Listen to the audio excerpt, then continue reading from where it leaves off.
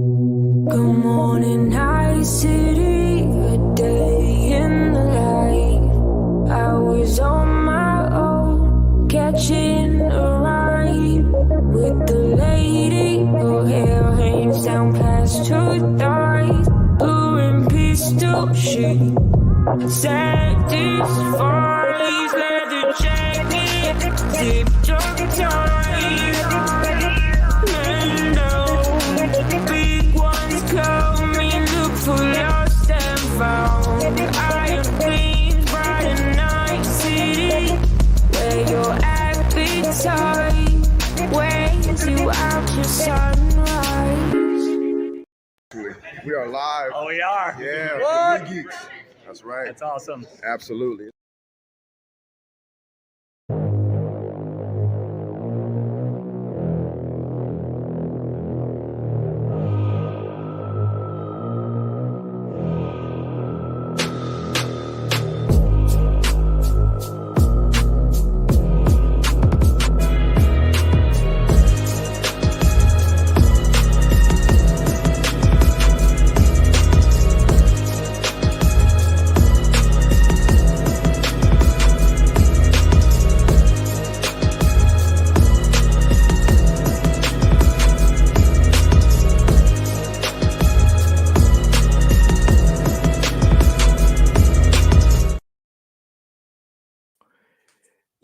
Yo, once again, we are back. It is your boy, Apex Leon of the New Geeks. I appreciate everybody showing up. Semi-impromptu, but y'all should have known this was going to happen, especially after the incredible week that we just got out of, entering the epic worlds of Zack Snyder. Coming out of that, coming out of an amazing weekend of hanging out with the homie Sky, hanging out with the different people who have rocked with us for this long. It's been amazing, and I appreciate everybody. Salute to all the new geeks. Your views, your time, your interaction are always appreciated. Let me go ahead and bring up my first guest. We're going to be discussing Zack Snyder and analyzing a hero's journey. I'm calling this the director's cut. We're about to get into it. You know him, you love him, you want to be him. It's the homie Sky. Skywalker, the Jedi. Welcome back, brother. What's going on? Glad to be here. Can't wait to have this conversation. Shouts out to everybody out there in the chat and everybody that will be taking part in the replay crew as well. And shouts out to the whole panel. You know what I'm saying? We here and we ready to have this discussion, and it should be very fun. Absolutely. Bringing up my next guest is the notorious one, Millennial Mike. Welcome back to the show, Millennial Mike. How you feeling, bro? Been a minute. Yeah, absolutely. It's it feels more than a minute. It feels like a whole lifetime has passed since the director's cuts have dropped. So lots of juice, lots of sauce. Can't wait to get into all of it. Oh yeah, it's gonna be fun. It's gonna be fun. Do some housekeeping real quick. Let me check on the chat, see how everything's going. We got Sergeant Rising, man. You always changing your name. Man, we're not at an event today, brother. We're gonna make our own event today. You know what I mean? We got Mama Bear coming through. Shout out to you, always showing love. Got Sin Havoc in the building. Osa Fresh. We got Bat Dan. Hell yeah. Rebel Moon. Air Cut on Netflix. We got Josh, one of the big homies, the MVPs. Josh Herrera. Man, meeting you again was fantastic, bro. This time we got to go more in depth. You know what I'm saying? We got the wild out. We got the party. You know what I mean? It's different when you're online using Twitter fingers, man, but it's a totally different vibe when you actually interact. So Shout out to you. And he came through clutch because he knows I'm a nerd when it comes to collecting action figures. So I was like, hey, yo, Josh, bro, I'm gonna need you to, you know what I'm saying, look out for your boy SDCC. And shout out to Josh. I was Mhm. super busy and couldn't hit you back, but Josh, what you sent me earlier, I got that. Thank you, bro. Appreciate you for that, and I will be hitting you back. You know what I'm saying? But yeah, just want to let you know, Josh is a real one, bro. For sure, for sure. Oh, 1,000, man. 1,000. But yeah, you know what I'm saying? He copped these figures for your boy, you know what I'm saying? I appreciate the brother, man, for real. Shout out to Geek Defense Initiative. Hello to you as well. Chris Brown done pulled up. Speaking of pulling up, man, this dude, I know his story has been echoed throughout the ether of the fandom, but man, this brother here caught a train that took 4 days to get over to the events. So shout out to him, man, showing what, being a real fan is all about. Passion for the art, passion for filmmaking. I dig it, man. He was a real dude too, man. Real Yeah, dude, you know what I'm saying? yeah. Hey, and once again, I thought he was a fake profile. Yo, Sky 100% thought this man was a bot. He really did. 100%. A Twitter edit, huh? 100%. I was Yeah. like, man, ain't no way this dude Chris Brown with like no avatar. You know what I'm saying? I'm like, Chris Brown, seriously? But yep, no, it is a whole human being. Sky had to see him running, bro. And Right? see if you can run it. He ran it on that train, bro. And then it took him 4 days to get back. Yo, I shout was out to more you, of a Chris. kiss kind of guy. Oh, You want that lovey-dovey? the kiss. kiss. Say word. Chris Brown's like, what's going on? He know the lyrics. He know. Nah, he better know. Facts. Yes, Mama Bear. Yeah. A wild Leon does appear. And of course, she's got the hard eyes for the big homie. You know what I'm saying? The chat is litty tonight. Much appreciated. Much appreciated. You know what I mean? So before we get into the topics, I just wanted to show a little bit of love, show a little bit of respect to the homie Zack Snyder. Zach, how you doing? You got wine? Yeah. White So you're wine? here live again. Oh my gosh. Backmeister. How's it going? Great on the New Geeks channel. Support you and everything you do, brother. I appreciate it. Much success to you. Thank you. I just want to ask one question. Yeah. How does it feel? We'll get more into that question later, but I just wanted to show a little love to the big homie, Zachary Edward. You dig? So, To the big dog, right? you know what I'm saying?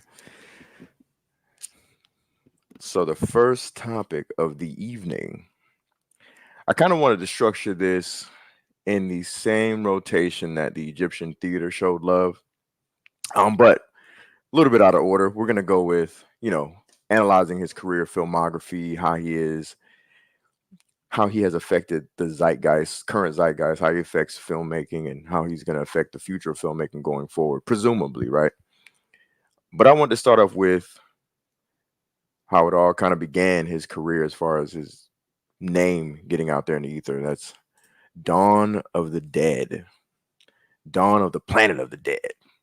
This topic is probably going to bleed into his current franchise that we're still waiting to see the rest unfold, and that is his Planet of the Dead franchise. So I'm gonna start with you, Sky. What are your thoughts on Dawn of the Dead? And also,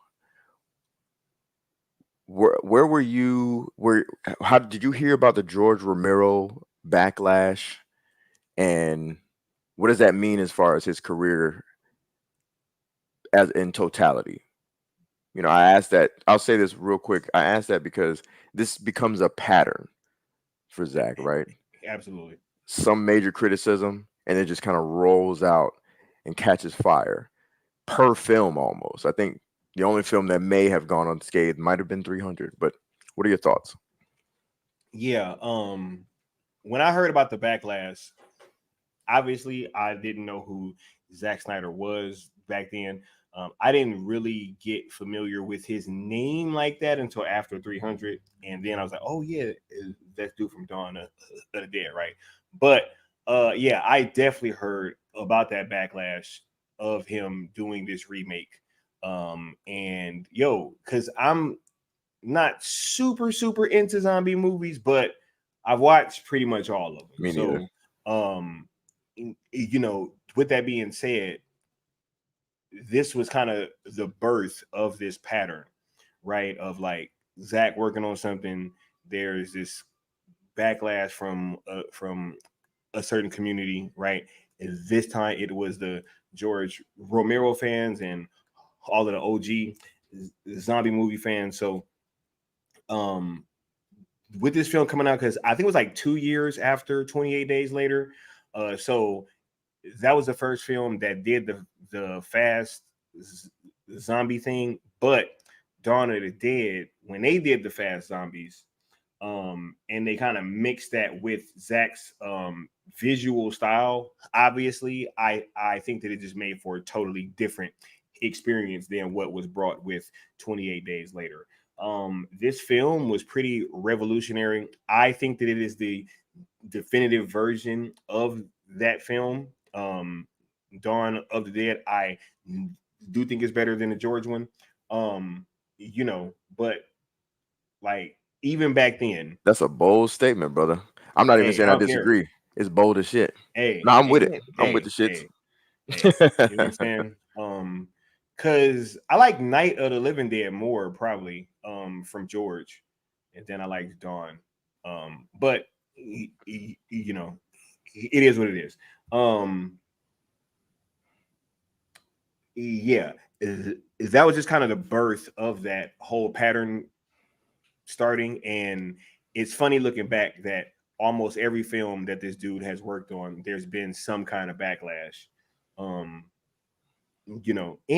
even with 300, bro, I mean, it was, hey, this is a dude, bro, film. Hey, is that was the birth of people trying to call him a fascist? You know what I'm saying? Like, it's just crazy. The things that have been said about this dude just because of his films. But yeah, Dawn of the Dead was definitely groundbreaking, and I think that it is one of the best zombie movies of that time, definitively. I mean, everybody loves the Ving Rhames character. Everybody hated Mekhi Phifer and his girlfriend. You know what I'm saying? Like, and everybody went nuts when they saw the zombie baby. Yeah, right. We had never seen that before. That was insane. Never. Yeah, never. So, yeah, I really do think that looking back at Dawn, you can obviously see that there was a setup of a lot of tropes that would become the norm in Zack Snyder's films. But yeah, that's one of the more restrained films, I guess, if you want to say, where it's just almost a paint by numbers zombie movie, but it's really still not at the end of the day. Exactly. Even with the intro, bro, like, yo, that was the birth of, like, these incredible intros from him. That's like his film language. Yeah, right. What are your thoughts on oh, my fault. You good? Yeah. Last point, because just the way he set that whole world up and pretty much just let you know everything that you had to know within the opening few minutes. And it was kind of revisited with listening to the preacher on TV, but at the same time, you pretty much get all the information that you need for the rest of the movie right from the very beginning. And that was also pretty dope too. Absolutely. It's funny that opening scene has been used against him in weird ways. I remember I'm not even going to name the chick, but she used that opening scene to try to say that he was racist. It was so weird, like he's Islamophobic or some weirdness. I'm not even gonna get into it. If y'all know what I'm talking about, if you know, you know. I'm not giving her no shine other than to say that That's crazy. that's how weird the backlash against him becomes, where you pick Yeah. apart an opening scene to try to figure out, like, well, what can I say? Oh, racism because he highlighted Islam. Like, it was weird. But anyway, what are your thoughts, Mike? So I forgot which. It was probably the one before last that I was on the stream. I mentioned that this is the only Zack Snyder film I haven't seen. But I can kind of speak to, I guess, some of the controversies around his films. Sure. And this, see, because I do remember some of the, because this is a remake essentially, right? And I Yes. think a lot of the films that he has made have been squarely within IP, right? It's only now that it was later with Sucker Punch, and then now with Rebel Moon and Army of the Dead that you're seeing him start to get into more original works. And I can kind of see why any director would get backlash if they delve into an IP. We see that all the time. Of course, I do believe that Zack Snyder gets unique hate that's unlike anyone else. But at the time, if you weren't aware of that, it wouldn't necessarily strike you as being something that's like, targeted or unique to Zack Snyder, but just that he was Especially with it being his early work, for sure. Yes, exactly. But now looking back at it, you could start to come to a conclusion that maybe that too was maybe more targeted, or it wasn't as authentic or natural or honest as maybe we once thought it was. Also, I think that typically with the bigger and more culturally relevant, so like zombie movies, making like a big zombie movie is going to get a lot of attention because there's a whole kind of culture around that. It gets a lot of traction, a lot of eyes, and a lot of talk around that. Superhero movie obviously is going to be the case, and I think Zack Snyder has now pretty much risen to the kind of pedigree where anything that he does is a cultural statement.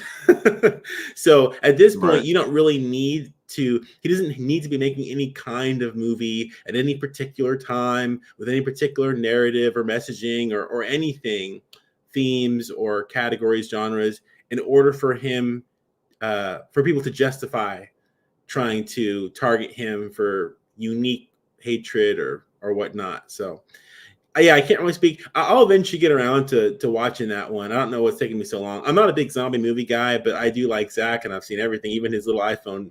Well, his really amazing iPhone movie. Oh yeah, Snow Steam Iron. Yeah, Absolutely. I mean it's really really good for a movie shot in his phone. So 100%.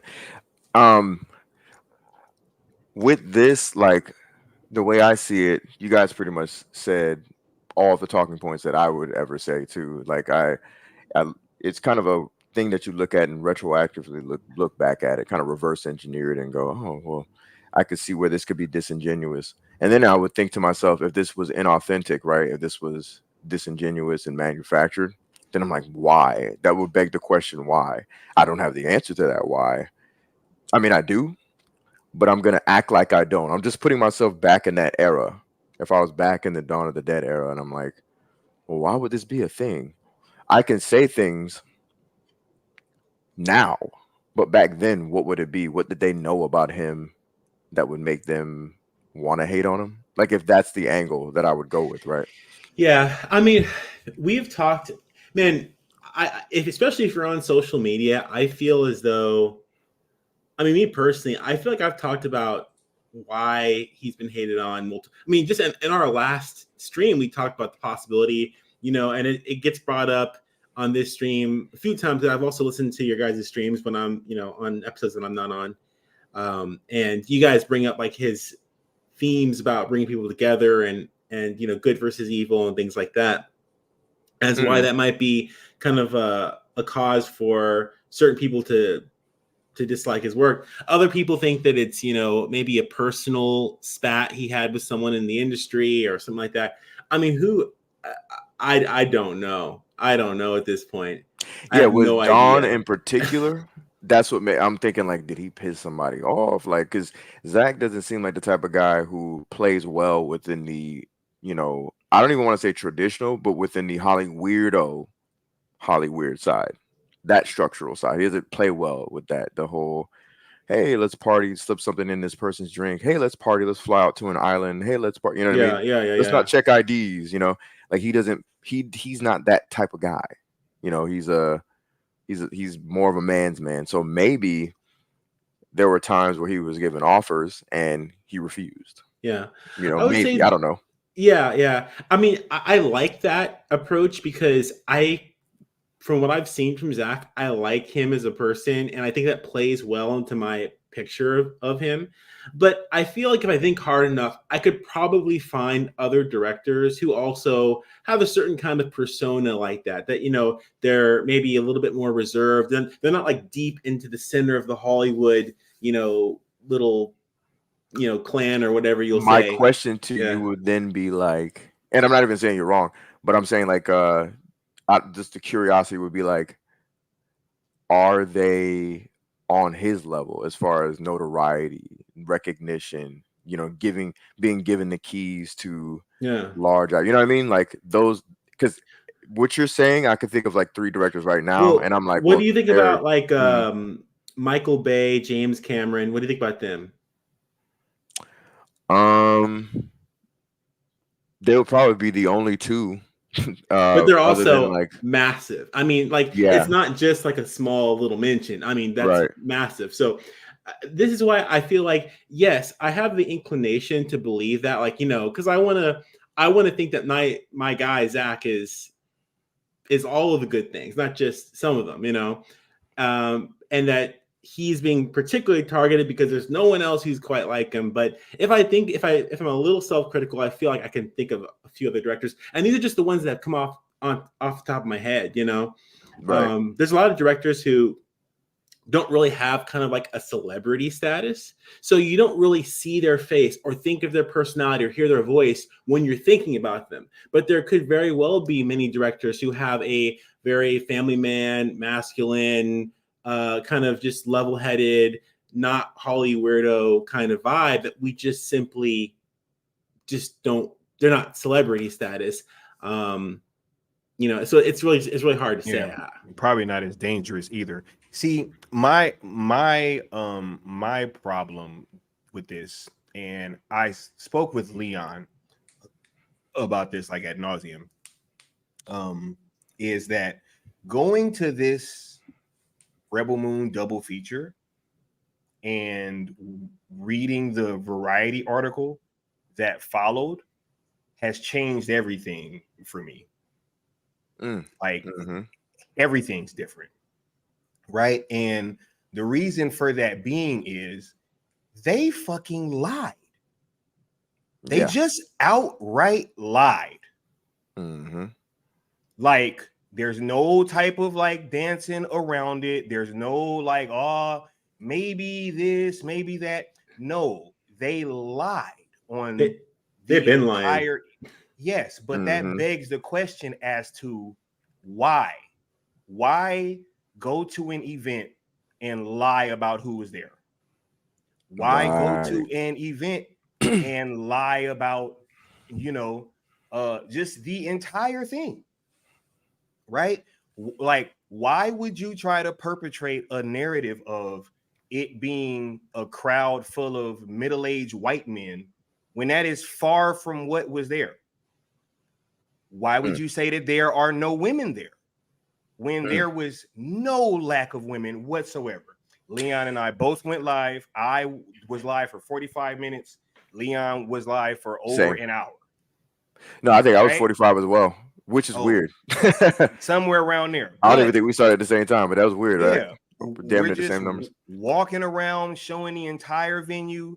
Everybody could see. I mean, and is there was a promo video put out with half of it being women speaking, and then you can see women all through the background of that. So my point is, why would you go to an event and lie about who was there?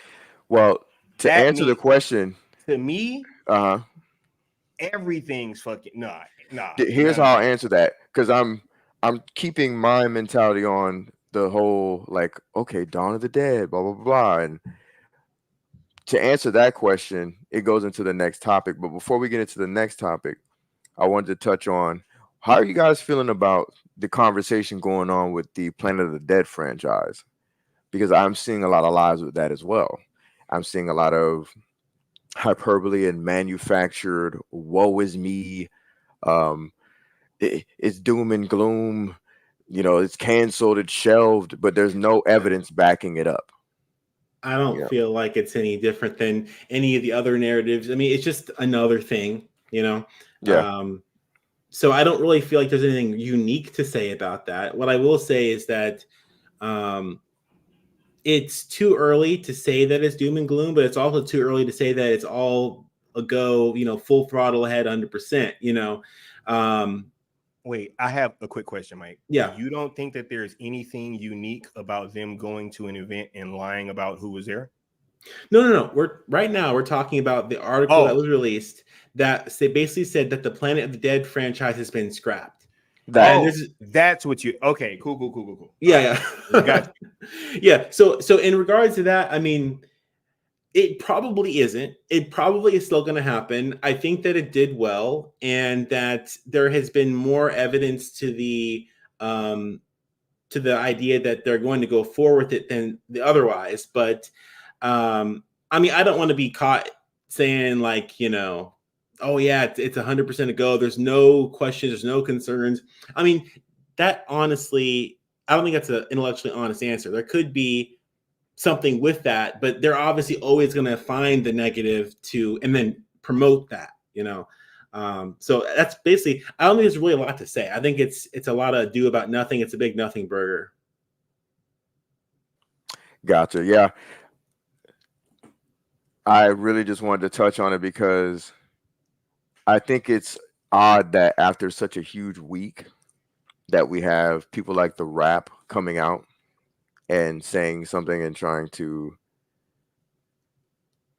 throw cold water on the franchise, when it's basically almost like they're trying to say that because there isn't a lot of chatter coming out of that franchise, that somehow it's shelved, when right now the hottest thing going on is Rebel Moon. Yes, So however, didn't Zach just drop a picture a couple weeks ago with him and Omari Hardwick? Correct. All right, cool. And he did an interview with a dude from the UK discussing. Counterpoint. Mm-hmm. People always want to forget who Netflix is. Netflix is the kind of person, or the kind of person, I wish. Netflix is the kind of studio that would scrap Mindhunter, right? So it's like, if David Fincher's Mindhunter can get scrapped, it's like got the buzz. It's like literally like it's cinema. Like everyone loves it. It's great. And then it just kind of like it just gets scrapped after season one. I mean, it's counter. Hold on. Counter to your counter. It was 2 seasons, right? And but yeah. Real quick, counter to your counter. So with that, we know that Netflix has the balls to just outright cancel. They don't care. They'll do it in a heartbeat. They haven't done that with the Planet of the Dead franchise at all. Like, we haven't heard them say anything. They're not gun shy about that. Well, okay, I can't deny what you've said. However, I get the notion, I have the impression that some things just don't get renewed, right? And then eventually you'll hear like a little article that kind of just slips out that like, oh, we aren't renewing it. It's usually not like a big thing. It's not like the moment is over, boom, we're canceling it. Because I remember a few franchises. I feel like I remember a few franchises. I can't think of them. I can't invoke them right here and now, that I was watching. I enjoyed. I was waiting for something, and then I just kind of was waiting, and then I hear later on that they aren't continuing it. And that's kind of how Netflix does it. They just don't renew things. They don't just outright cancel it. So with that being said, right, just piggybacking off of what you're saying, right? Yeah. I still don't understand why anybody would come out and try to act like it's been canceled. You know what I mean? Because even if, let's say, it gets phased into the background until it's just not renewed. Why are we writing an article on the heels of a hot week for a franchise that just released a director's cuts that had a hot week? Of course. You get what I'm saying? Basically, That's my entire point. Like whether Yeah, it's canceled I or hear you. not is not necessarily irrelevant, but it's not something. It's not a talking point in my opinion. It's not And something then- that even should be touched upon. You know and what I mean? then they're pointing to, oh, the lack of success for Rebel Moon. But then we just find out that Rebel Moon gonna be at Geek Week, which is in fucking September. So like, why would they be there? Director's cuts are out, right? The Seneschal will be wrapped up by then. You know what I'm saying? Like, so it just doesn't make any sense to be talking about this, and no matter how you slice it, right? This came at a very, very weird time. And once again, this is coming off of the heels of a Variety article that outright lied to you guys. Imagine if we didn't go that screen in Absolutely. Neon and didn't go live, right? Facts, Like I'm gonna need an answer as to like why that happened, because hey, not liking something, is one thing. If you go to the thing and you didn't like the movies, all right, cool, fine. But going there and lying about who was there is a completely different conversation. So, all these big articles, I'm taking all this shit with a grain of salt after what I just saw. 100%. I think we all need for sure. reminders from time to time, because there have been several hit piece articles throughout Zack Snyder's, his run. There's been several. I'm thinking of that one Deadline article. I'm trying to remember what it was in regards to. It was in regards to Justice League. Was that the cul-de-sac one? I Possibly. forget. Yeah, but that was from what was her name? Ann Sarnoff. Yeah, Sarnoff. Mm-hmm. Yeah, there was a Deadline article too. I'm not sure if those are two and they're one and the same, but yeah, it's just like, I think what happens is that when we're getting the content, we feel like we're winning, right? Like culturally, and I guess we are, because we've gotten something that we've asked for, but then we kind of forget about the masses that are all like organized to take down Snyder. And then we're reminded how widespread it is when we get these kinds of articles. But we forget about that in the midst of like when we're watching our content, we're really enjoying it. We cloud all that out. The novelty subsides, and then the hit pieces come in, and we're kind of like in defense mode again. So I totally get why. I don't think it's a new thing. Like we've been getting massively bald-faced, lie, hypocritical hit pieces for so long. Absolutely. I'm just asking why. Like that has to be the next question for me, right? Because obviously it's for a reason. Like for them to say that it was all middle-aged white guys there is so problematic. Mike, if you would have been there, I think you'd be as upset and dismayed and tripped out as we are. Of course. And also 100%. I know that like that shit's weird. Like it's weird to be at an event with such a big diverse fan group, like of all different ages, colors, sizes, nationalities. Like whoever you wanted to see was probably represented there. Asians, Indians, blacks, whites, Mexicans, Australians, Irish, everybody. Like it was everybody. Word. And then and several large groups of women that came together. Right. And then it's it's all white guys. That's crazy. And I appreciate both y'all thoughts and passion about this. I wanted to get into this next topic because I think a lot of what you guys are saying leads into this question here, right?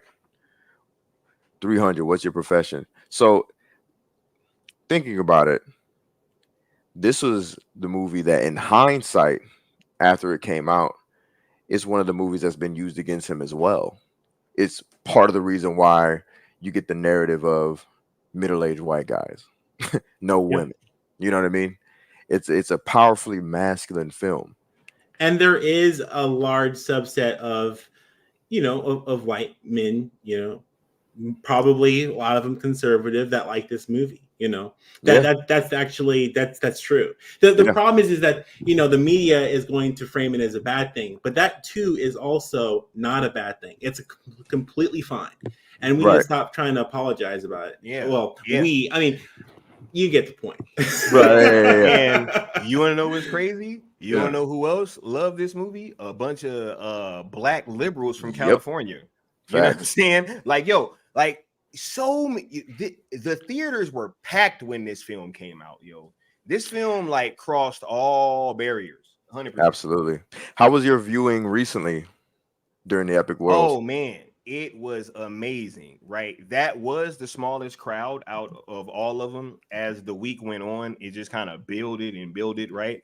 Yeah. But even then, so there were still women there, guys.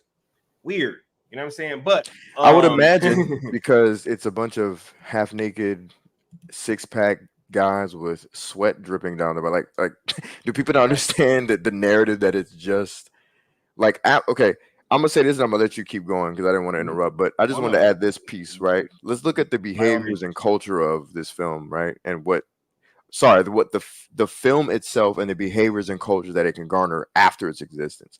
So, like, women aren't going to make this their banner after they leave. They're gonna indulge it and go, oh wow, this is hot. My boyfriend took me to this movie. This is crazy. These guys are buff and they're ripped and they're blah blah blah. They might get a poster. They might get a poster. Facts. You know what I'm after saying? the fact, said boyfriend is going to make this a part of his identity because that's what we males do when it comes to cinema of this kind, right? The girlfriend looks and goes, oh cool, the story was cool, the action was dope, the guys were hot, and now I'm done with it. Boyfriend is never done with it because it's going to be a part of his existence. Now he wants to be a Spartan, symbolically, right? So this is, I think that, and what I will say is that the average everyday person who watches this movie isn't going to come away with this kind of like narrative about fascism, whatever. Because the truth is, not at all. The truth is of the matter is that most movies about men during wartime could be framed this way, like militarism of any kind. Like, yes. So it's you have to be kind of this person who's like trying to spin this narrative, go into the history books, like you're on Wikipedia. You have to go into it with an agenda. Yeah, you have to. Okay, so the Spartans were like this and that, and they believed in purity and whatever. So and then you have to like try to project that onto just the average Joe watching the movie. It's completely unreasonable. Like any movie with aggression, with militarism, with masculine energy, with war, things like that, is you could kind of concoct something like that if you wanted to. Absolutely. I just wanted to ask before, Sky, you add your thoughts to this incredible film, this game-changing film that changed the zeitgeist forever. Before you get into it, I just wanted to ask the chat one question.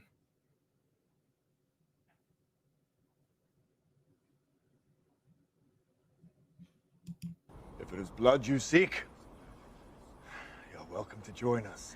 But you bring only this handful of soldiers against Xerxes? I see I was wrong to expect Sparta's commitment to at least match our own. Doesn't it? You, there. What is your profession? I'm a potter. And you, Arcadian, what is your profession? Sculptor, sir. You? Blacksmith.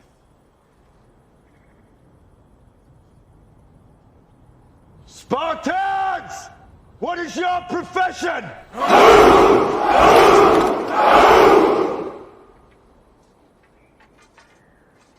You see, old friend, I brought more soldiers than you did. Do you know how fucking pumped up I was in the theater when that part came on?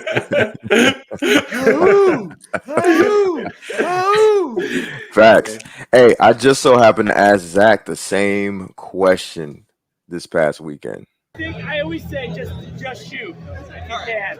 If I ask Zach If what you is his can. profession, what is he gonna say? Well, I guess Potter. Ah, that's awesome. Take care. Yo, Zach is a fool, bro. That was hilarious. I guess Potter. Oh man, even he had to chuckle at himself. That's funny. Yeah, but yeah, this movie was an incredible game changer. So, Sky, Man, look, yeah. go Let, for let it, me brother. get back to what I was saying, bro. Get to Because I'm the one get that's to the cooking. hey, I'm the one that's like, you know what I'm saying? Like, yo, nah. No, seeing this on the big screen again was amazing, y'all. Like the sound in Mama that Bear. theater is incredible anyway.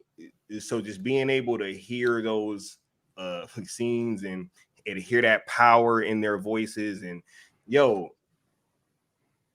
having that opportunity, it really brought about me even noticing new things that I never picked up on. That we were even talking about, Leon, with the whole shield thing, right? So Yes.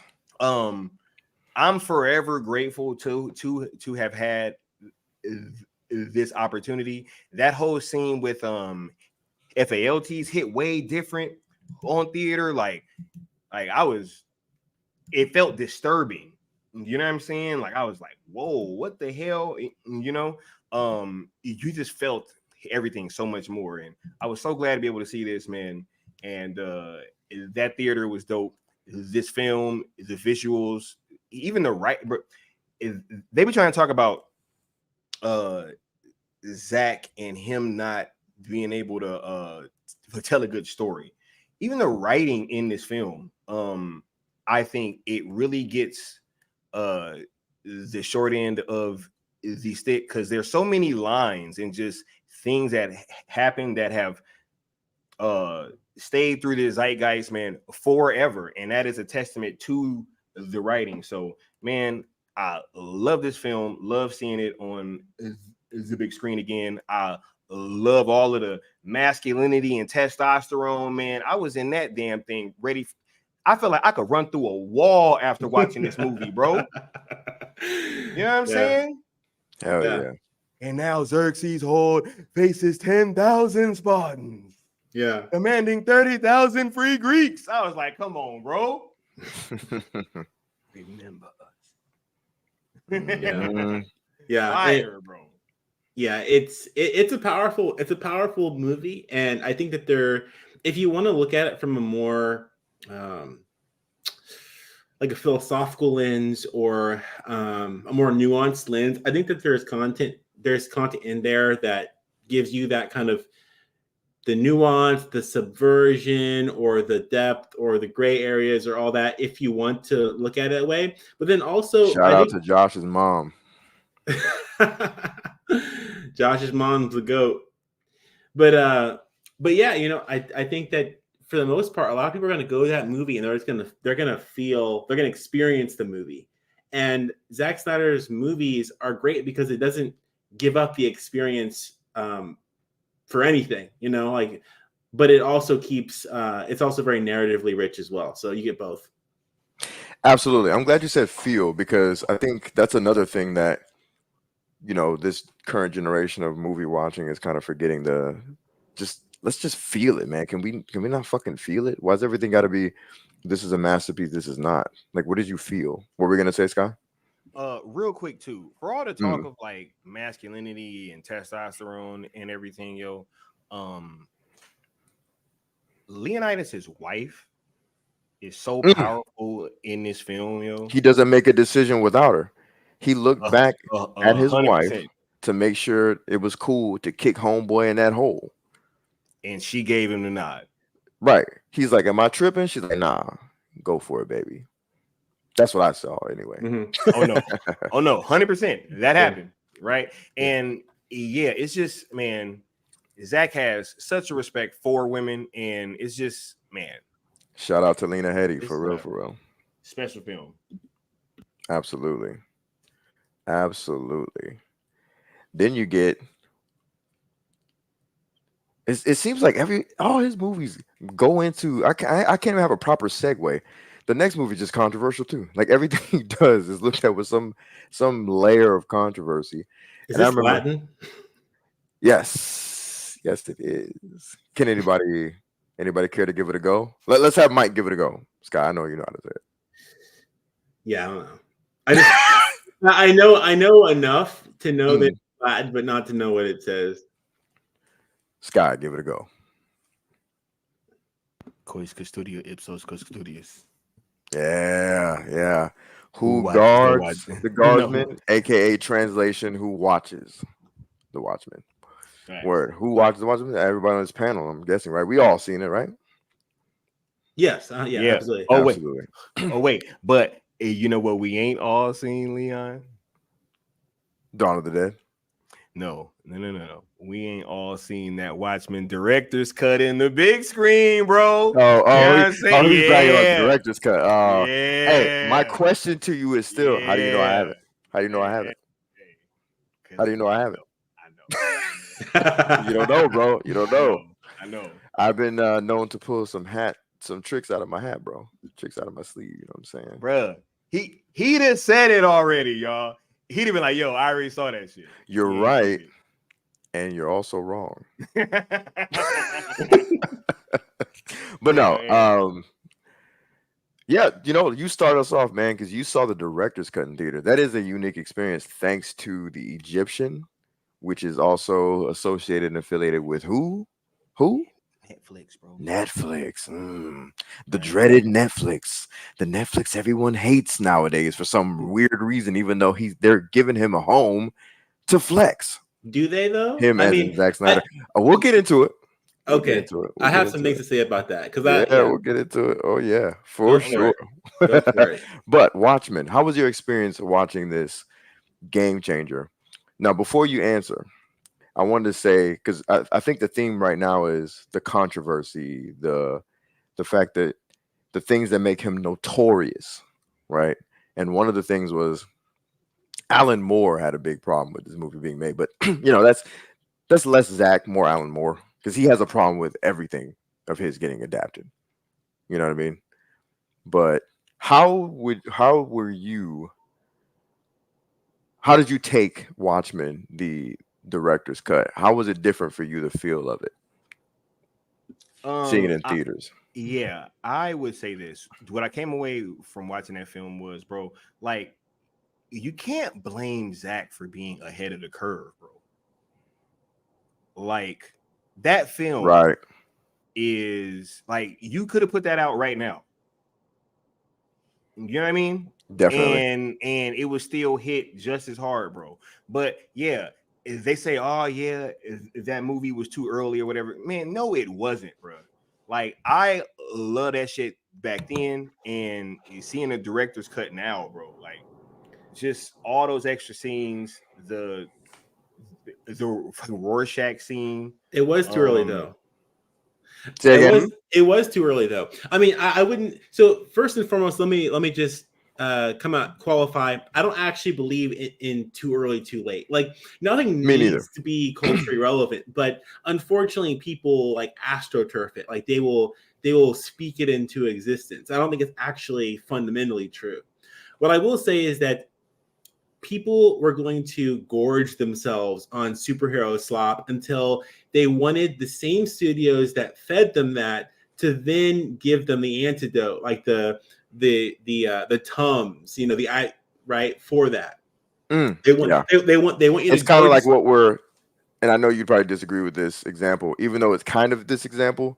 It's kind of like what we're seeing with Deadpool and Wolverine. Yes, no, that's exactly what I'm trying to say. Cool. They want to go to Disney to get like this insincere, irreverent garbage given to them, and then they want Disney to sell them the self-aware kind of thing back to them in a similar but slightly different package, right? And then The Boys is also like that. Now, you like The Boys, I would say, and I think The Boys has good and bad. I don't think it's all one or the other.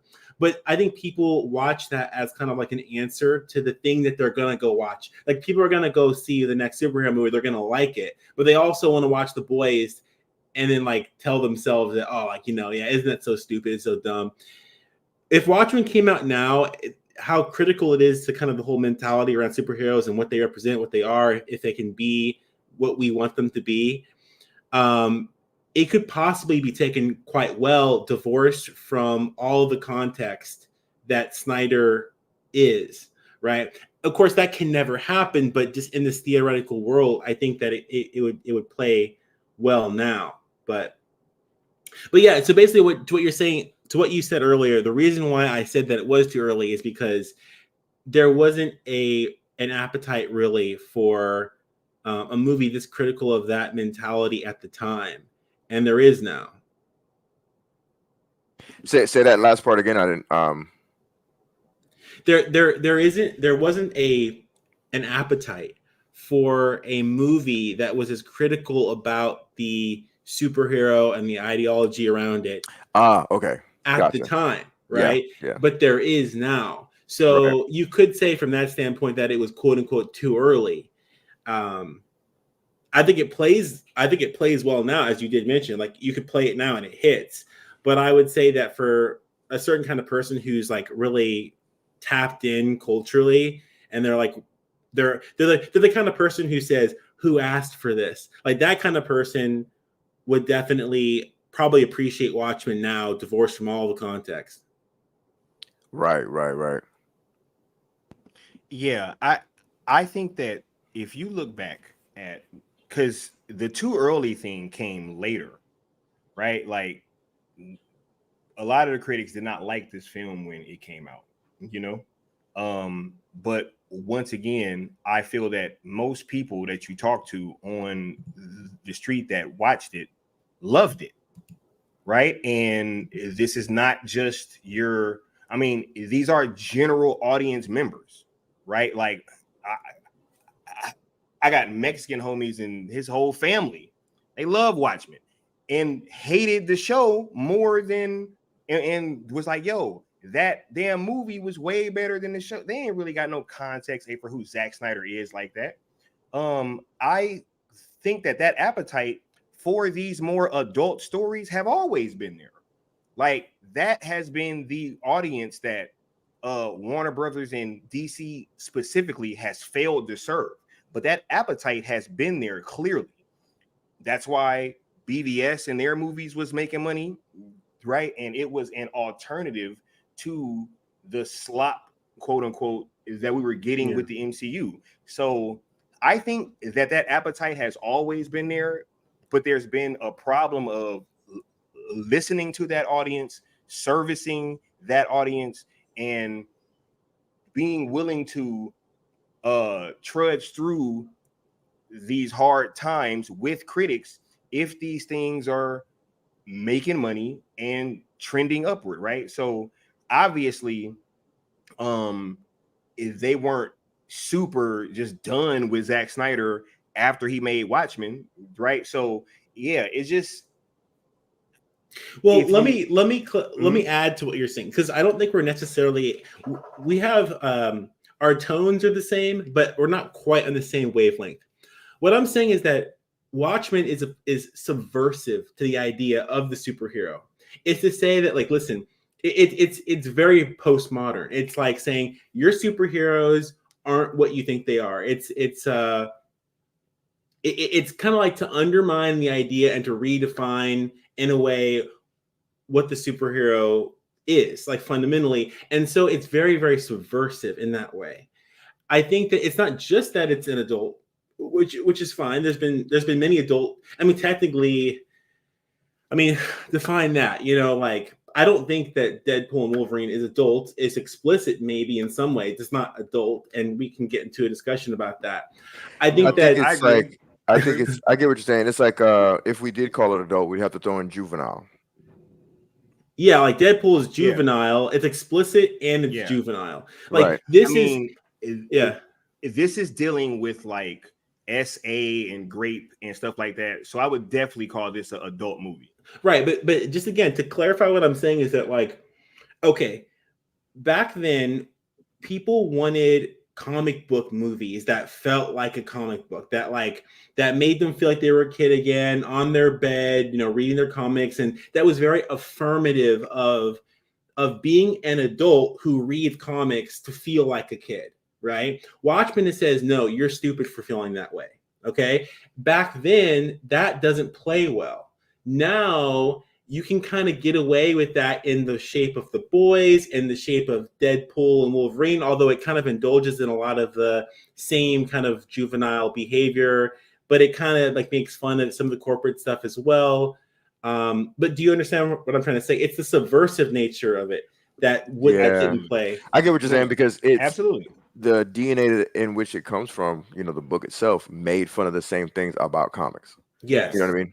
Yes. So so Zack took it a step further in saying that I'm going to make a live action version that makes fun of, you know, your Comic book reverence for movies. this goofy Yes. comic book shit, where it should be elevating. It's kind of funny because you guys are making me think of this interesting pattern of how the genres devolved into, you know, the MCU, right? Where everything started to kind of get elevated after the Dark Knight trilogy. Like the Dark Knight trilogy kind of led the way as far as big blockbusters are concerned, you know, and started to rise and rise and rise. And then Zack took the baton, and Man of Steel, BVS, etc., push back everything, blah blah blah.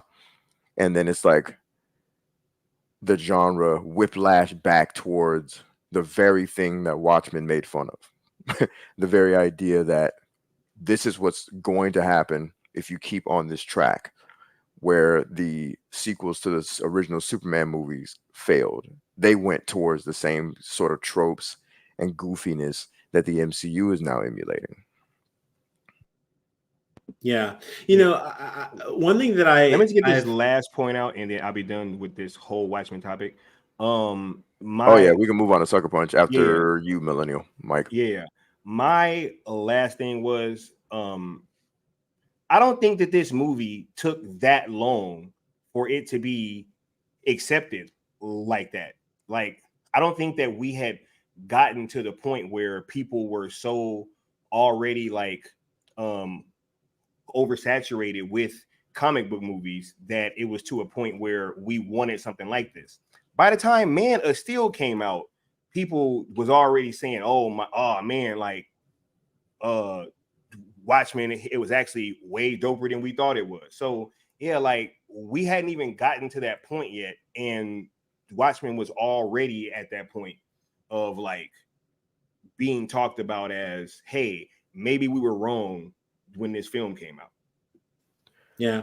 Also, you'll hear a lot of critics say, like, man, I want to see Snyder get back to his Watchmen era. When they're trying to criticize his new work, they'll like say that like Watchmen was one of his better works, which is kind of funny because they're just using it as like a means to an end. They probably like all of his stuff, honestly, but they're just like, you know, following the script. What I was going to say is it's a little bit of a divergence, so I won't go too deep into it, but I just felt like there was kind of an era where, like with the Dark Knight, the "why so serious" line by Joker, I know it didn't really mean anything. It didn't necessarily have any metatextual meaning to it, but I just, something about it and the way it resonated with me, it's kind of funny that the Dark Knight was kind of the moment that delineated the end of Nolan's kind of ethos and his philosophy and Snyder's philosophy, and the beginning of something that was completely irreverent. And then "why so serious," like with Joker, just it feels prophetic in kind of a way. But you don't have to get into that. I just feel like that's kind of important, you know. No, I like you highlighting that. I was also gonna say this. It's kind of almost come down to something simple too. The thing with Watchmen is that these characters aren't very well known, you know, and the book itself is niche. It really is. Like the book is super niche, and I don't know that it's probably a bestseller over time, right? But I don't think the book was doing like Superman, X-Men, Batman numbers at the time, or Spider. You know what I mean? So it's a graphic novel, yeah. Correct. So. Yeah. You know, I just want to throw that in there too, because it goes back to the whole, was it ahead of its time? Was it not? And maybe if this whole thing had Batman, Superman, Wonder Woman, et cetera, et cetera, et cetera, just like the original book was supposed to have, right? What kind of a conversation would we be having, you know? But, yeah, well, that's what BVS is. right, and we saw the success of BVS, sans the, taking away of theatrical run too early, et cetera, and the manufactured nonsense, which we'll get into in a bit. But right now, just like they tried to throw Zack a sucker punch. No, I'm just kidding. I'm just going to get into a sucker punch. Sucker punch. Zack Snyder, the rebellious provocateur. Now, this was a topic. That topic point was on the last video, the non-director's cut video that I did before, live that we did before. But I just kind of wanted to, I thought it was a great tag to put on Sucker Punch, because this was like probably the biggest thing that sparked controversy of his career. Do you have that video? Which one? Put it in the private. I'll pull it up. The Jamie Chung video. The one, that one. Oh yeah, go for it, bro. I appreciate it. No. I got you. All right, cool. Thank you, sir. Thank you. Also, and you have a unique perspective that we've discussed about Sucker Punch. I know we've delved into. I don't even know who thought of the idea first, but I'll give it to you, where you discuss why, like, pretty much this was the movie that I think we all just kind of unanimously thought of it around the same time. But this was the movie that pretty much put him in the doghouse of Hollywood, because this was who the are you movie. speaking to? Sky. This was. I'm pretty sure you probably had the similar thoughts, but this movie pretty much signaled to, Hollywood that, hey man, Zack's not rocking with you, and he's gonna put it on wax, because it pretty much illustrates and highlights a lot of the same accusations, thoughts. It's there. And thank you. Accusations, thoughts, and egregious myths that go on in Hollywood, and it's pretty much highlighted in Sucker Punch. What are you guys' thoughts on Sucker Punch and where it sits in, film history? Sucker Punch is really cool. That it is. I think it's interesting, because what I've noticed is that there are a lot of people who criticize his work or praise his work based on cultural ideas. And it's not that those things aren't true. They are or are not true. Like, for instance,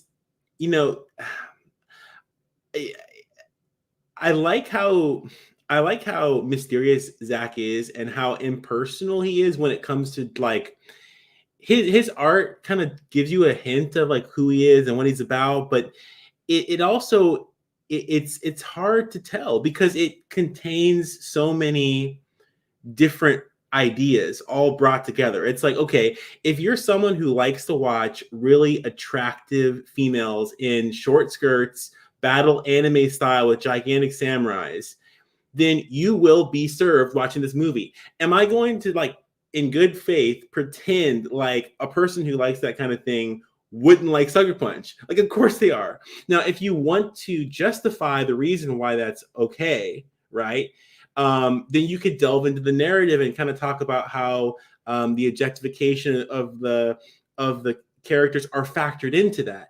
And the whole point is that that's kind of like what a provocateur does. It's like they have these disparate ideas. They bring them together so that way you have to reconcile. You have to reconcile like what it is you believe about the movie, And I think it's okay. Like, the movie is just cool, but it's also well written. Those both coincide.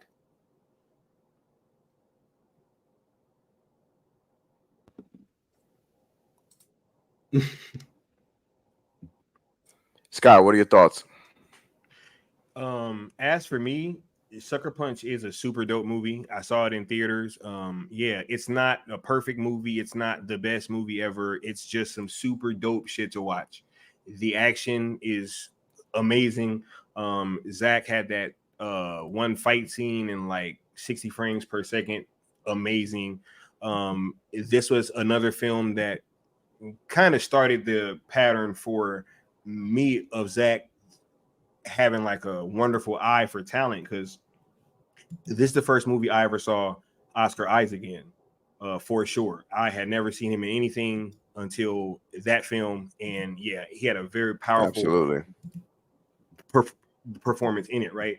But also, yeah, Zach's movies always have these deeper layers, right? So you can always look on the surface and just look at the cool imagery, have a good time, see some good visual stuff, but there is always going to be deeper layers there. And I really do think that this film and what was underneath the surface is really when the hatred for this dude really ramped up, because it became pretty clear after this film came out. Yeah, absolutely. I before I say my thoughts, I want to I was kind of laughing because Josh said, "Why does every look for you guys? I did a We'll do watch it. along. We'll touch on it. Yeah, and he did.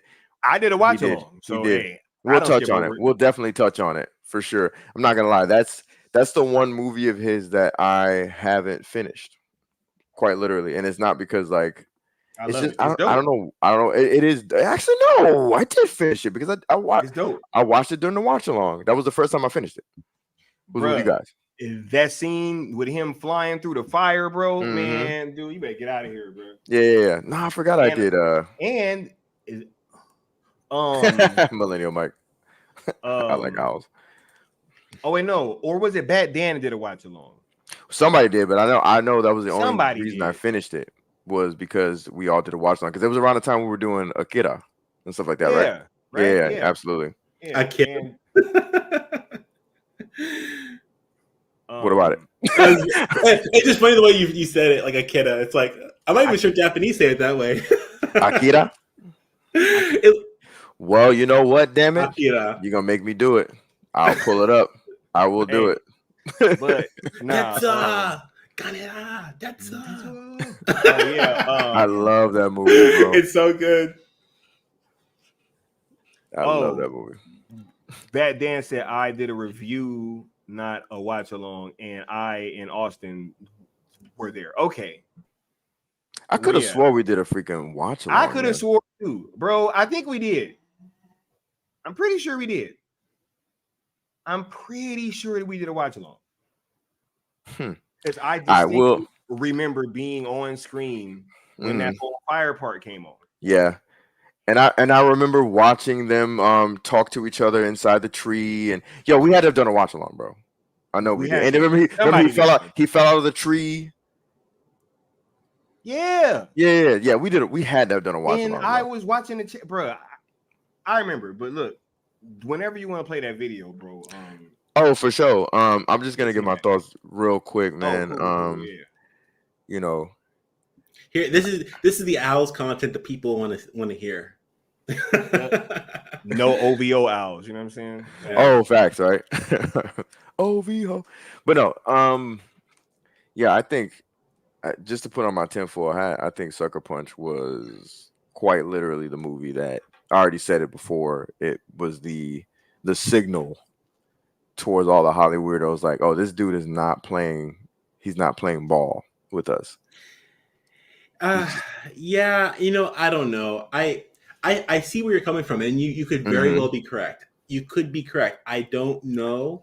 I just feel like if you want to create a narrative, I mean, if you want to be as provocative as Zack Snyder is, then you're going to leave yourself vulnerable for people who want to misinterpret your work, right? So I think that this, along with other things that he's done, has created multiple opportunities to form this narrative. Yeah. So it's not just this movie, but here's where I get more specific, right? Because I cannot operate under the notion that the machine has hands over it and strings attached to it. Like I cannot. I've seen things, I've heard things, I know things. So I can't just go, oh, maybe I'm under the impression that it is absolutely fucking true that when he released Sucker Punch, it was over. Period. Yeah, I was Because I gonna say, can't look at entertainment anymore with this under the auspice of, oh, it's just, it's just entertainment. It's just yeah, nothing, just entertainment. yeah, nah, Nothing is.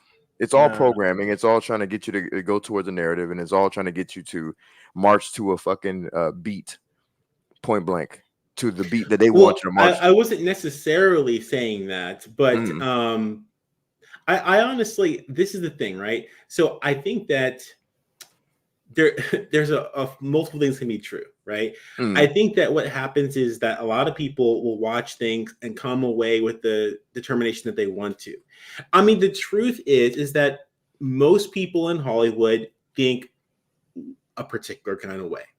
It's not even like a hidden fact. It's like most people in Hollywood have a general sensibility. Okay. Yeah. And that's just how it is. And I've loved Hollywood movies for as long as I've been watching movies. So that doesn't really necessarily dissuade me from watching and enjoying these movies. But if we're going to No. try to like pretend you know, that's just a fact of the matter. Now, having that said, I think that people watch all these movies from these individuals who are very similar in sensibility, and they come away with massively different narratives. It's like, so do you think that that's the directors, the people making Well, the content, or do you think it's the individuals here's how I'll answer that, because see, you're speaking more towards the general audience reaction, how they will walk away, but the general audience doesn't have the keys to the media.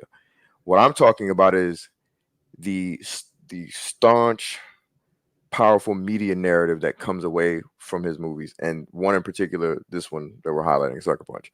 The media narrative was insane. That's the point I'm talking about. I'm not talking about a few bloggers who may have an opinion, or a few general audience people who may or may not have gotten what he was talking about. I'm talking about the media machine that is pushing a narrative after this movie comes out. Yeah. That's what I'm talking about. Yeah. Well, what I will say is that you, even in the title of this subject, you said Zack Snyder, the something provocateur. So you're kind of you're giving lip service to the fact that he is in fact provocative, but then you're also saying that people are attacking him completely unduly. And I think that listen, like, I like Zack because he's provocative. So I can't like try to say that he isn't only when it's convenient. Like, he definitely is provocative. So if you wanted to make a narrative, you can, because he's being provocative. My response to that would be the media machine highlights provocative people in a way that is largely painted beautifully, such as a James Gunn.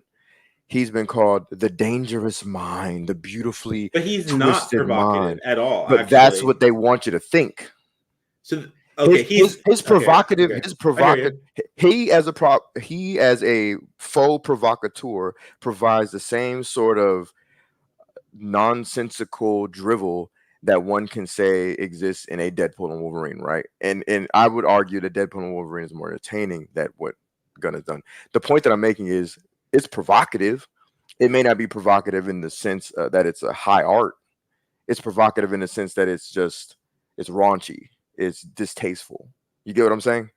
So with that, even that has to be, it's I don't want. I'm getting a little bit out in the weeds here in my brain. It's not in my brain. I'm like going all sorts of different directions. Yeah, I hear you. I understand where you're coming from. Like, basically, the critic, as we know it, like there's a kind of critic. I don't feel like I have to be so sensitive with my words, because people know what I'm talking about. There's a kind of critic who thinks that this sort of uninhibited provocateur is like the artiste. It's like, there's a certain kind of suave to this kind of individual, right? And they highlight that, and that's been the subject of a lot of articles and essays and debates and film discussions amongst like a certain class and group of people.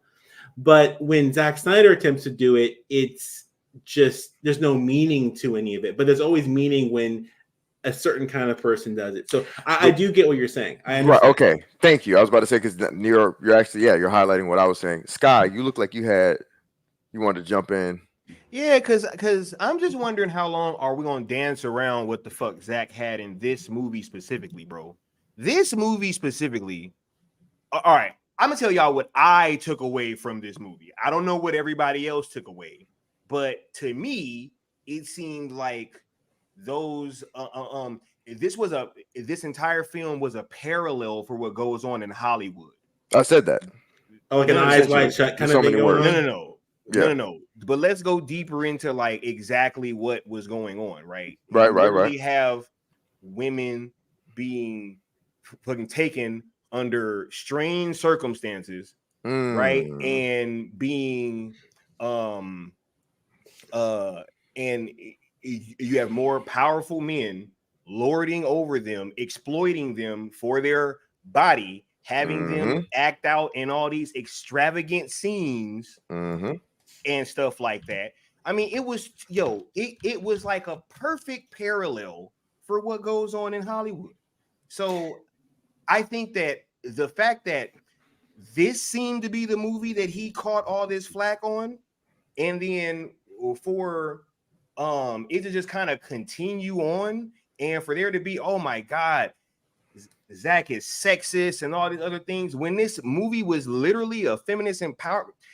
Debbie just talked about that at the damn thing. Like, she was like, yo, it was a feminist empowering movie, right? Which it actually was. It was about them taking their autonomy back from being exploited in a circumstance, exactly, being while they're under duress in circumstances that they pretty much can't get out of physically, so they mentally try to get out of it. Like they were literally acting out in like different movie scenes. Come on now, like like that. I hear you. Once that film came out, like it was a wrap for this guy. I think that there's an interesting that everything shifted. There's an interesting conversation to be had here for sure. I think that because I agree with you, but I always try to criticize what I think, and I feel like because there's a discussion about whether depiction is endorsement, right? And the thing is, Zack Snyder makes everything that he films, that he makes, that he produces look cool, that look good, right? So you have to think, okay, it's kind of like you have to kind of like skate this line. It's kind of confusing. It's kind of difficult. It's kind of murky. It's like, okay, so these attractive women wearing kind of, infantilizing clothes, doing these cool action poses and scenes and stuff like out of an anime or something like that. Like, and then also it's criticizing the view of them while it's obviously trying to make something compelling at the same time. So you have to kind of like watch it and you have to reconcile your feelings with it and everything like that. I think that the thing is like, it's easy to kind of just like point at it and say like, okay, this is empowering. It's actually doing this, as if you didn't watch the movie and enjoy the movie before you understood the movie. Like we just talked just a minute ago about how we need to experience movies. It's about how you feel when you watch them, not just about the plot, not just about that, right? So are you going to tell me you went to the theater, you experienced this movie, and you didn't enjoy it for what it was, and then you realize the narrative underneath it? Like that's the thing. You have to reconcile like what you watched. No, I don't know. I would say the layman might, and that's fine for them. I understood it while I watched it the first time in a theater, by the way. Yeah. That's why Zack Snyder is provocative, because he gets you to kind of because he's inviting the audience to actually take the POV of the person who's abusing, right? And that's why it's so icky and provocative, And that's why some critics, I think, even in good faith, might be kind of like, I don't know, I didn't like this. I get what you're saying. He might have even people who are authentic, he might have ruffled their feathers because he made. Of course, because he's provocative, and we know this. And you're using provocative in the same way that I thought you were, which is the more intellectual way of using provocative, not just the basic. Not picking on gun, but. A gun provocative or even the boys provocative versus what we're discussing. Absolutely. Absolutely.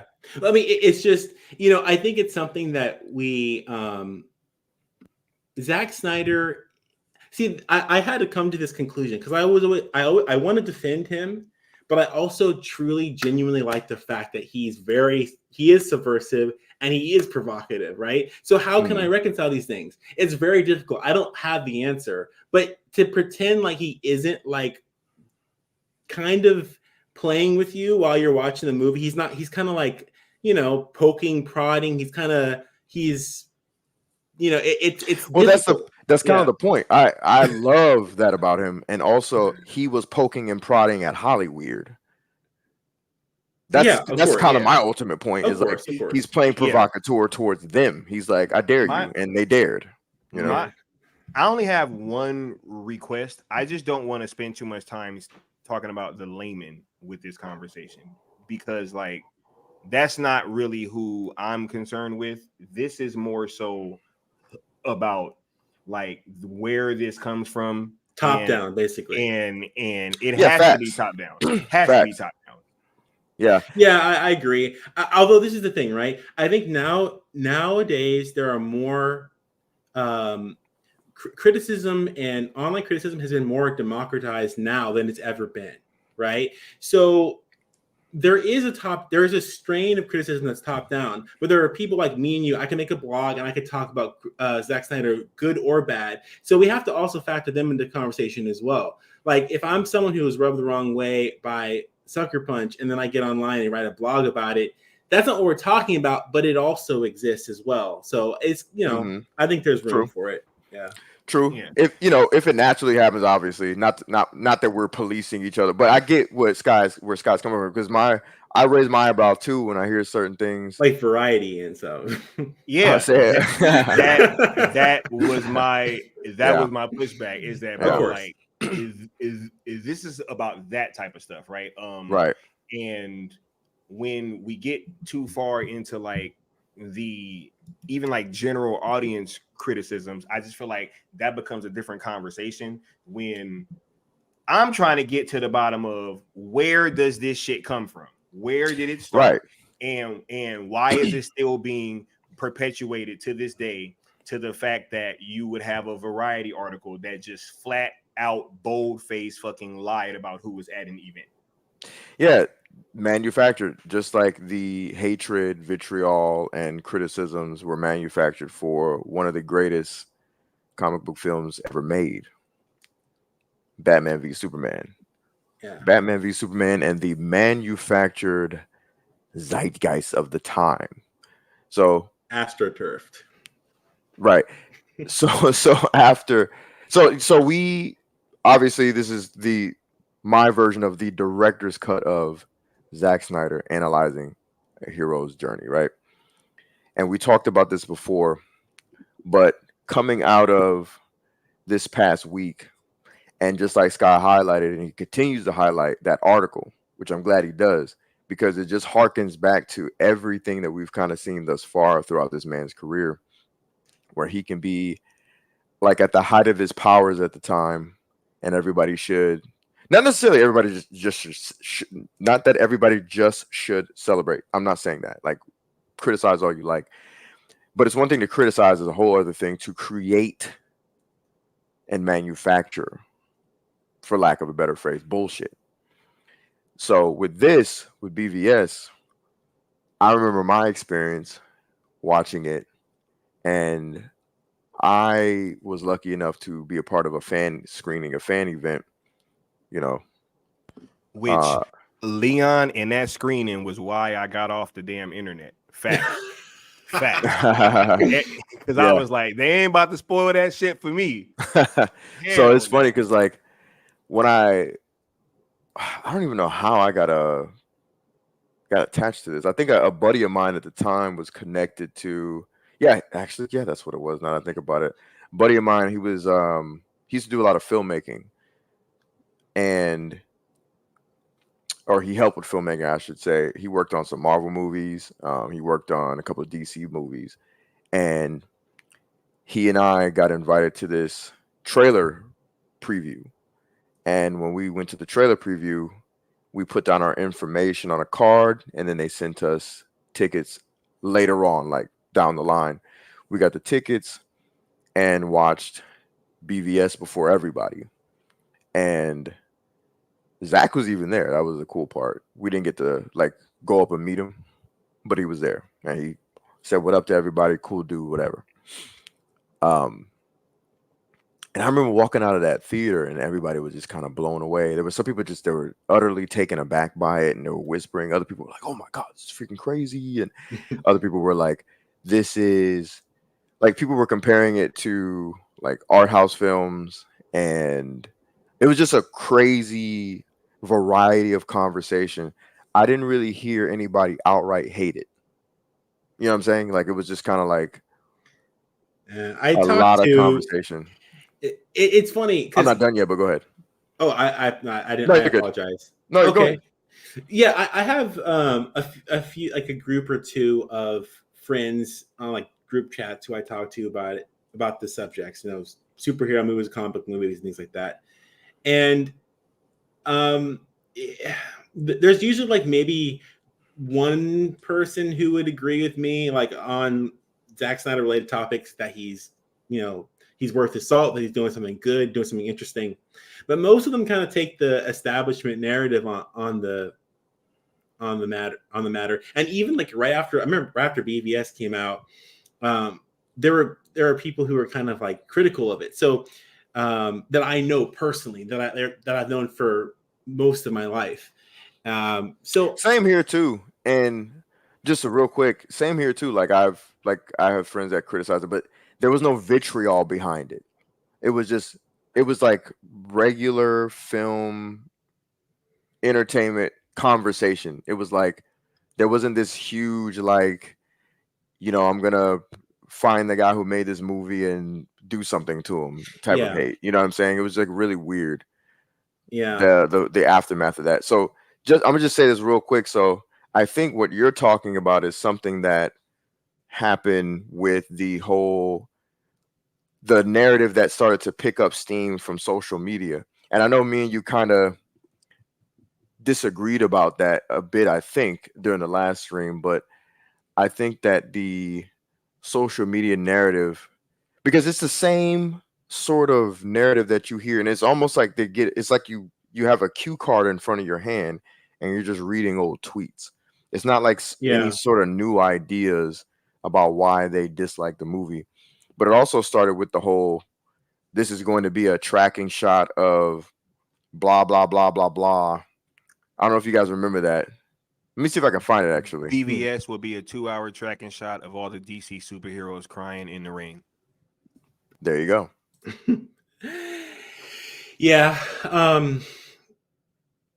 Yeah, it's strange. It's strange. I honestly don't know.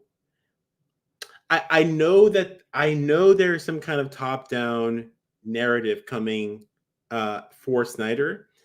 And I also feel like there's kind of a bottom-up version as well.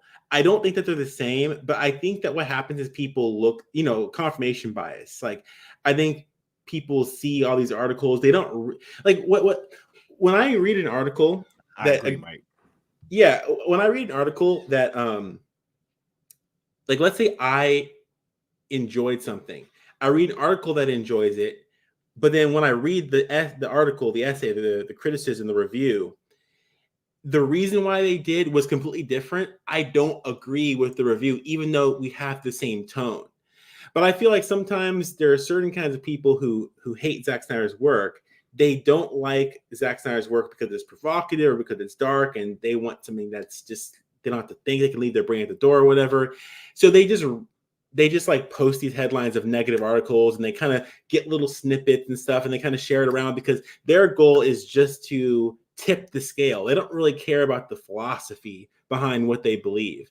And I think that's kind of what's happened. There is a bottom-up version, but it's just they kind of latch onto the feeling, but they're not the same thing.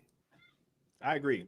And wait, I first wanted to let Leon kind of finish his point because I think that he was about to cook, and I'm gonna need a second for my BVS take, because y'all know what my experience was. You know what I'm saying? Oh yeah, I just wanted to kind of highlight this manufactured zeitgeist here, man. The manufactured hate, because like I think I keep using the word zeitgeist is because I firmly believe that this sort of narrative permeated almost like you drop a pebble into a pond and just created a ripple effect. Because I'm not saying people walking around saying this, you know, throughout their daily lives, but it's the talking points of It was hundreds of those, bro. right. You It know what was I'm saying? insane, and that's just It like was a small sample size, but it was just like, and this was my first experience with anything of this nature. I'm not even kidding. Like when I remember seeing this, and I was like, "What the fuck?" And I'm like, look, I'm not saying everybody walked out of that theater thinking this was some sort of masterpiece or writing home about it, but the conversation was just completely different. There was actual conversation. It reminded me of when I used to watch movies when I was a kid, and we're not just talking about like how things are cool. We're doing that, but we're also like having a deeper conversation. Me and like my film nerd homies and shit like that. And even people walking out of the theater like, yo, man, did you see the part where this and that? And like, man, I wonder why this was so dark. Or man, this was crazy how like blah blah blah blah blah. And man, it was like it was this conversation, not this. This is something completely different. And it started with this bot bullshit, and they started to use bots that kind of sound like they're having a conversation. Then they started hiring people like guys from the rap that were having these same sort of like reasons to hate. And I can't remember the exact sentences, but let's say the sentence is like, oh, the movie sucked because, you know, why didn't they actually fight longer? And so that narrative kind of trickled out into the real world. You know what I'm saying? The Doomsday Ninja Turtle thing was like, yes, that's literally, thank you for that. Yeah, yes. It's so stupid. I heard one of my actual friends utter this in real life, and I'm like, I was like, wow, like he's online too much, you know. Of course, I'm online too much, so I don't really know if that's fair to say, but bro, I was talking to somebody that literally told me that they don't like the DC movies because they're too dark. And then we went through all the individual movies and she loved all of them. It was weird as shit. I was like, yo, that's definitely another trope too. That is too dark, is too dark, is too dark. I told you about the Nicaraguan chick that was saying shit like that too. And then we watched all the movies and she loved them. Yo, I was like, did you like Man of Steel? She was like, yeah. Did you like Batman vs Superman, the longer version? Yeah. Did you love Wonder Woman? Oh yeah. And my daughter really loves that one. Did you like Aquaman? Yeah, I love that one too. I'm like, what are you talking about? You don't like the movies? Like why? And right after that, she literally said, I don't even know why I said that. Right? This is what happens. This types of shit permeates into the general audience, and then that becomes the narrative, right? And it's fine, but it's like we have to be honest about what is going on here. Like, and that is the main problem that I have, right? Because there's also a lot of clickbait incentive for the bottom up thing with the covering of Zack Snyder, right? It's very easy to get a lot of clicks and all that, especially if you want to get on there and start hating. So I get that, but why the top down aspect? That's what bothers me, because it's like that shit affects us as fans that was actually loving this content. Like seeing BVS in the theater with the sample size that I had, anybody like, yo, I saw that film with a bigger sample size than 99.9% of everybody that watched that movie. I was in a theater with 1,000 people in there. It got a standing ovation. Everybody loved it. They was clapping, like reacting. Though that Wonder Woman scene saving Batman is still to this day the loudest pop I've ever heard in any type of theater. And I saw Endgame and Infinity War in that same very theater, and it was just as packed. The whole Captain America grabbing the Thor's hammer, that didn't even compare, right? So, and Leon is right. That was the first ever experience that I had where it was kind of like I woke up that I was in the fucking Matrix. I was like, yo, how did I just leave the theater with 1,000 people in there everybody loves it. I asked the ushers, like, yo, what's been the response? She's like, yo, every screening is getting a standing O. We're like, yo, and I bet, right? So everybody's loving it. I had great experience, all that, but I've been off the internet for like a week. In the end, I go on the internet and everybody's talking about how dumb the movie is, how stupid it is. Yo, I've never had that happen before. Just like I've never been at any type of event where it was so fucking diverse and people try to lie about who was there. I've never been in a theater that had that kind of reaction that I've went on the internet and everybody fucking hated the movie. It's almost like everybody should. Wake the fuck up. You know I will say, after I got out of the screening of BVS, because it's funny, when I went into BVS, I kind of heard some of the murmurings.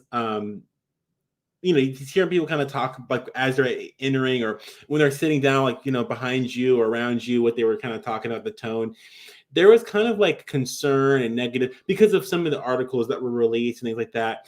After it was done, there were people who were kind of like questioning it, kind of like not sure what it was that they saw. Like me and my friends were like really excited about it. I was hyped about it. But I guess my experience was a little bit different. So yeah, I do think that doesn't justify the top down like attack and whatnot. But like you mentioned before, Sky, you said that why is this happening? What's the reason for this? What do you think the reason is? But before you answer that, I just want to go back to this video that I failed to play that goes into the whole reason the why, thing, right? Yeah, why Zach might have been having so much hate. My theory on like, yo, and don't have me go grab that for you in vain, bro. He says this, but doesn't say anything. He doesn't remind me at all. I just kind of thought about this now. But now let me click it.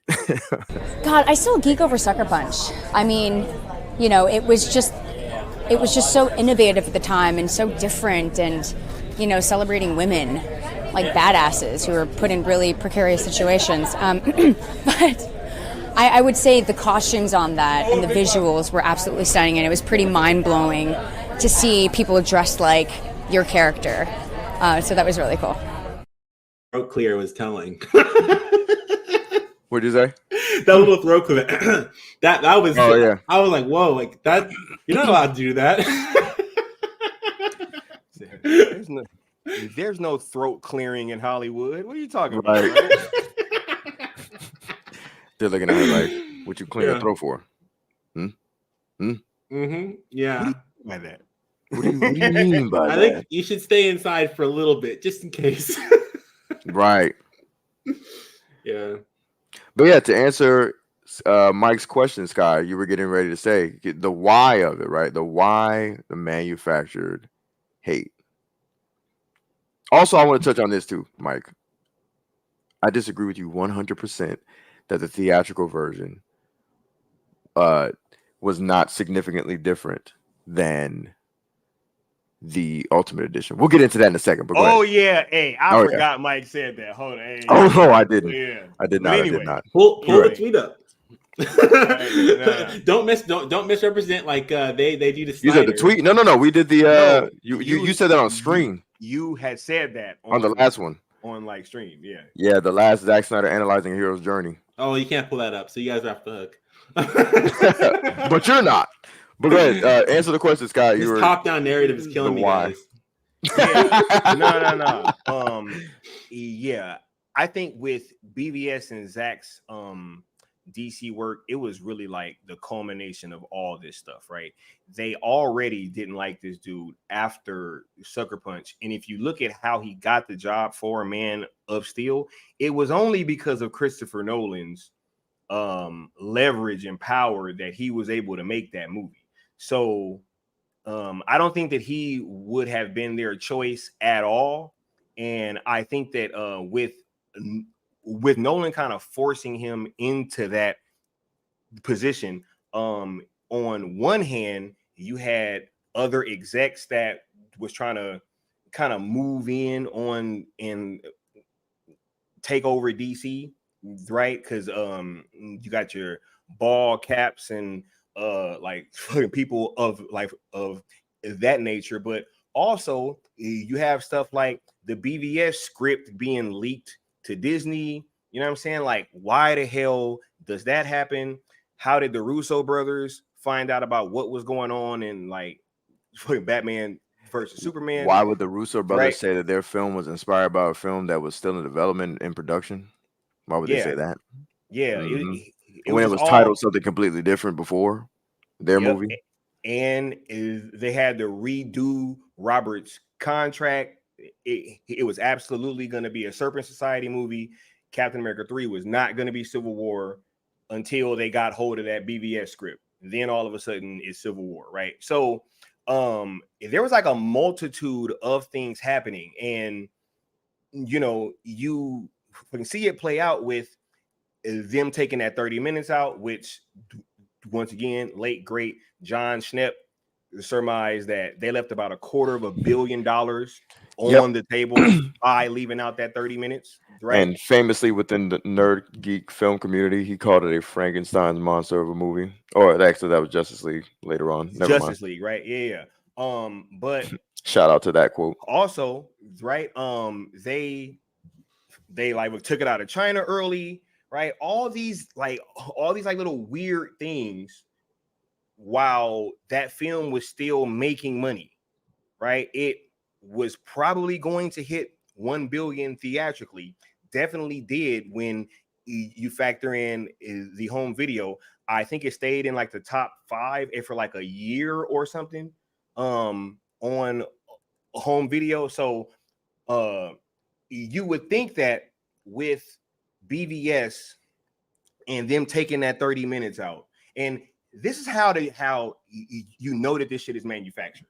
Because if I'm a businessman, right, and I just put this product out that I made the director kind of alter it, and we put out a longer version with the added context that everything that the director said should be in the movie, period, right?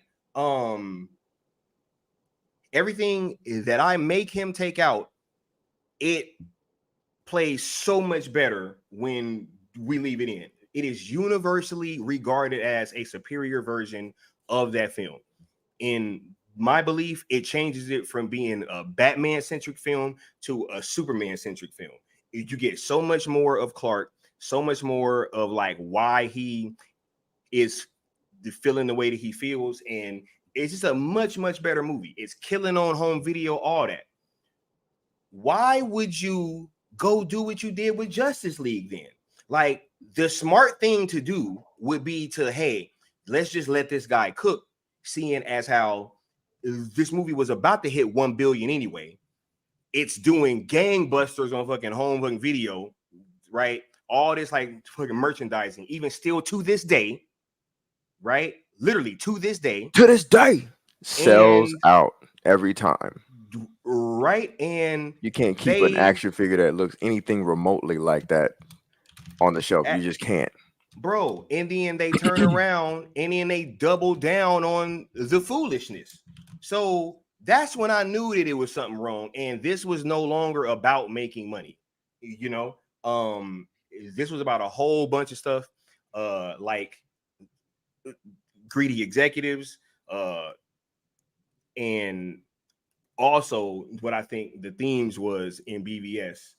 Because it's a lot in that movie, yo. He's criticizing the media like hell. You know what I'm saying? Yeah, the media got blasted. And the fact that, I mean, man, I could go on forever about that. Go ahead. Oh no. I just feel like all of these things kind of coalesced all at the same time. And this also got hit with the biggest online coordinated media fucking attack of a film that I've ever seen. And it worked. It worked. 100%. I would like to bring up something that you mentioned, but get a little more specific about it. Mm-hmm. So, and also this goes into the what you disagreed with me about about Batman v Superman and the Ultimate Edition versus the theatrical edition. Now, in general, what my take on this is that I simply enjoy the theatrical version more, although I promote and I endorse the ultimate version out of principle because I think that's how it always should be. And if that came out on theater, I would prefer that came out in theater, right? Even though I just happen to enjoy, like, if I'm just gonna put on the movie just at a random time, I'll usually put the theatrical version on.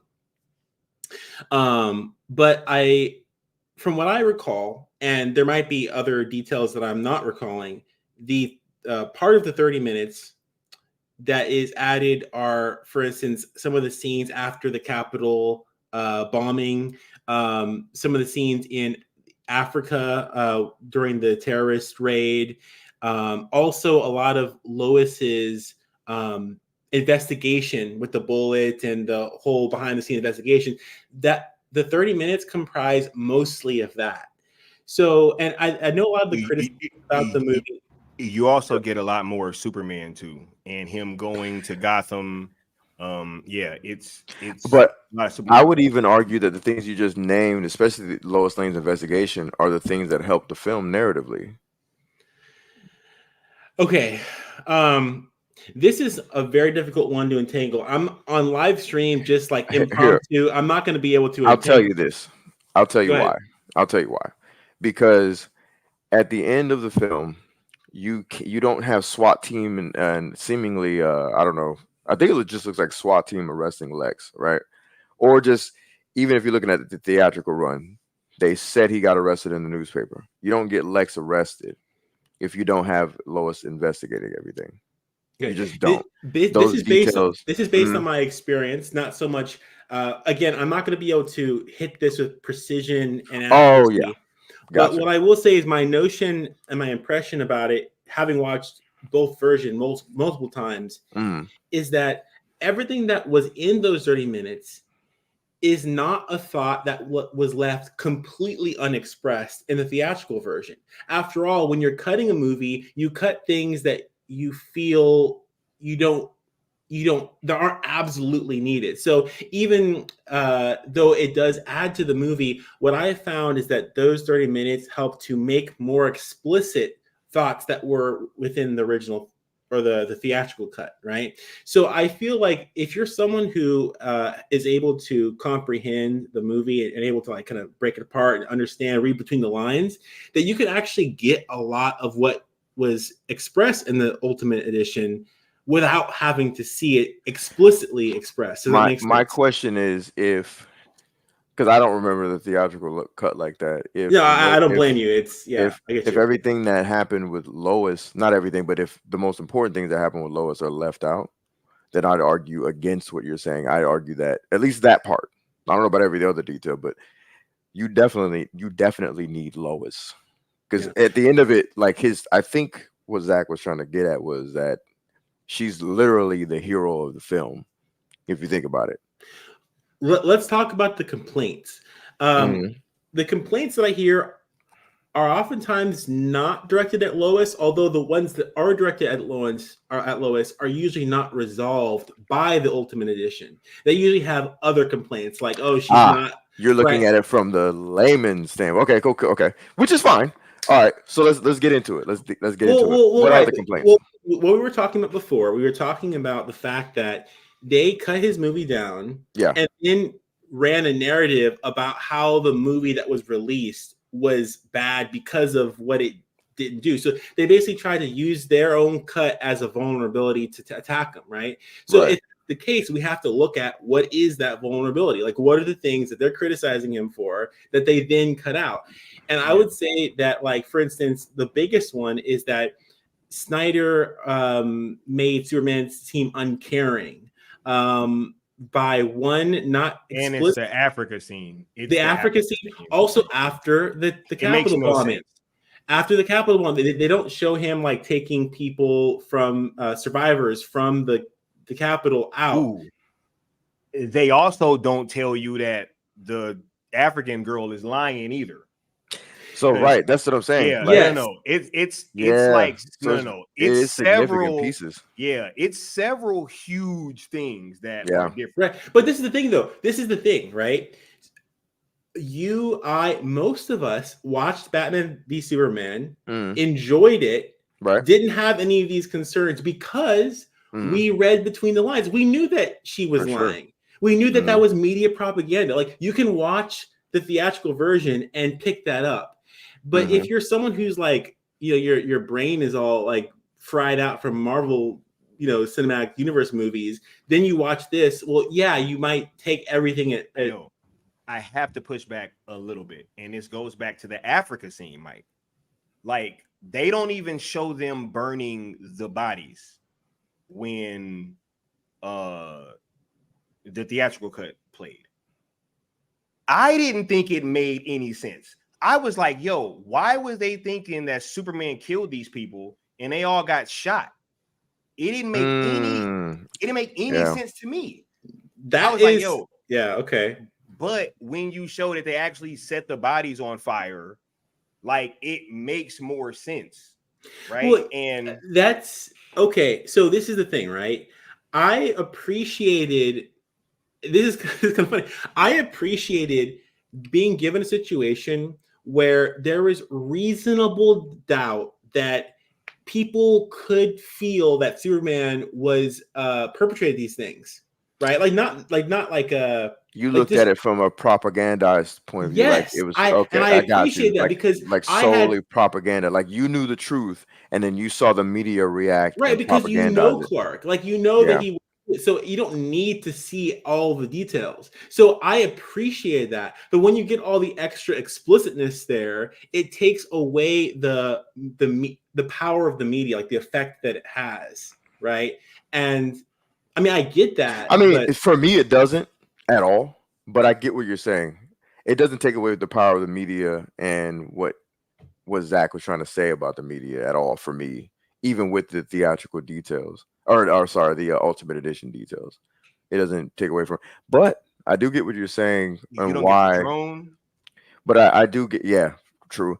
I do get where, even though I still disagree, I understand now why you think the way you I think, didn't need it. because I didn't need it. Like, you didn't need it. For you, you were like, yo, he's selling this propaganda part. Let's be honest. All BVS fans were hardcore BVS fans before they watched the Ultimate Edition. Fact. It's like most of well, us. That's why I always, and Scott can attest to this, I champion the theatrical version too. I always say that it's the most overhated of his movies. I'm like, yo, because it was a scapegoat. It was a scapegoat. Yes. It was horrible, but then they made and yeah. I've seen people go, oh, it's trash, or they graded a C, and I'm like, bro, it ain't that bad at all. And I'm like, when I walk, gave it a C+. I'm like, nah, bro, this movie isn't a C, bro. This movie, like, when the only reason that you even downgrade it is after you look at the Ultimate Edition. I will still say it's a superior version, but that's not to say it, if I'm just being, a geek about it, I'm giving Ultimate Edition S. That's just me, S tier. If I'm being a geek, right? Yeah. And I'm giving the theatrical version an A. That's the way I look at it. Like, that's the only, you know what I'm saying? Like, yeah. And I've always championed. To answer Josh's question, I'm sure what's his that question? not his quote, but to reply to his statement, I wasn't a fan until I watched the Ultimate Edition. Oh, gotcha. I think that so there are a lot of analogies that one can make with BVS to the old, theatrical to Ultimate, as well as Rebel Moon, right? I like that. And I think that is actually going to cause similar narratives can be spun, and similar narratives are being spun. Maybe I'm even falling victim to it, but that's just a thought that I had. I like this. I like this comment so much. It's giving me an excuse to pull out one of my drops for real. Oh, that's hot. That's hot. Did it play? I don't know if it played. Yeah, it played. Yeah. All right, cool. On my end, it looked too quick. But yeah, that's funny. Nah, but yeah, I mean, it is kind of like it still has nourishment, man. Like Yeah. it's a dope. So I'll give you that, Mike, for sure. I've always championed the theatrical version, and it is incredibly overhated. But the Ultimate Edition definitely, in my opinion, is a superior product. What were we gonna say, Scott? Yeah, like I'm not too far off from where Mike is, right? Because what I felt is it just pretty much kicked it up a grade or two from whatever you already thought that it was, right? Yeah, But what I will say is this: the ultimate versus theatrical, the difference is like I cried after I saw the ultimate version after Superman died. I didn't cry when he died, theatrical version, but when he died ultimate, like I felt it way more because you get so much more Clark, man. You get a lot of Clark. Like a lot of that was him going to Gotham, trying to find out about, you know, because he's going to the house, and then he goes to the police station and all that was missing, you know. This is From another that other version. This is another maybe hot statement, hot take. But I didn't get emotional during Clark's death scene. And a lot of people didn't either. But this is how I reconcile it. You don't need to. Now, some people, now this isn't to criticize people who did. I think that whenever you see a death scene and then the music, goes out and there's no dialogue and the movie kind of stops, that it's signaling for you to emote, right? It's being melodramatic, if you will, right? And I think that a lot of haters actually played into that idea to say that, like, oh, if you didn't feel emotion about it, then it didn't do its job. So that's actually a fault of the film, right? So I've noticed that there's a lot of BVS fans who actually play into it, like, oh yeah, I definitely got sad, I was crying and all that, because as a response to the person who says that crying is what makes it good or bad. When in reality, I thought that the death, rebirth narrative element was the most important part, and it wasn't so much about just the emotional resonance for you, the audience member, at that moment, but what it meant for the character and his journey. yeah, I get what you're saying because I've watched Yeah. tons of movies where there were death scenes and I didn't cry. One of the Absolutely. biggest for me was spoilers, the end of The Departed when Leo's character got blown away. I was invested in that character the entire film, watching him get blown away. I was like, what the fuck? Didn't cry. But circle back to crying of Superman. My homeboy, he brought all his kids and all of them cried. That was incredible to watch. I'm looking at them more so Of than the the actual death kids. scene. Yeah, they all of them cried. I was like, oh Yeah. shit. Well, because So it's that was pretty Superman. intense. It was hella people in like my theater crying, and I actually didn't cry that time. I didn't cry until after I saw the longer version. Got you. My Yeah, man. theatrical, I didn't get any crying in my theatrical run, but yeah, it's all of that. Like your experience of it is completely valid. I think that I don't think that the movie doesn't try to do it. It's not like it doesn't try to do it, and that's kind of what conflicts me, because, like, okay, if it did try to do it and I don't feel the emotional resonance, am I basically saying in a side, like in a what is Cynical. it? Well, am I saying in kind of like a subvert way that the movie didn't do what it was supposed to do? And honestly, we should be open to that criticism, but I don't think that's the case. It's hard to say. It's really hard to say. I don't know. I don't have the answer for that. No, I totally get that. Just one moment.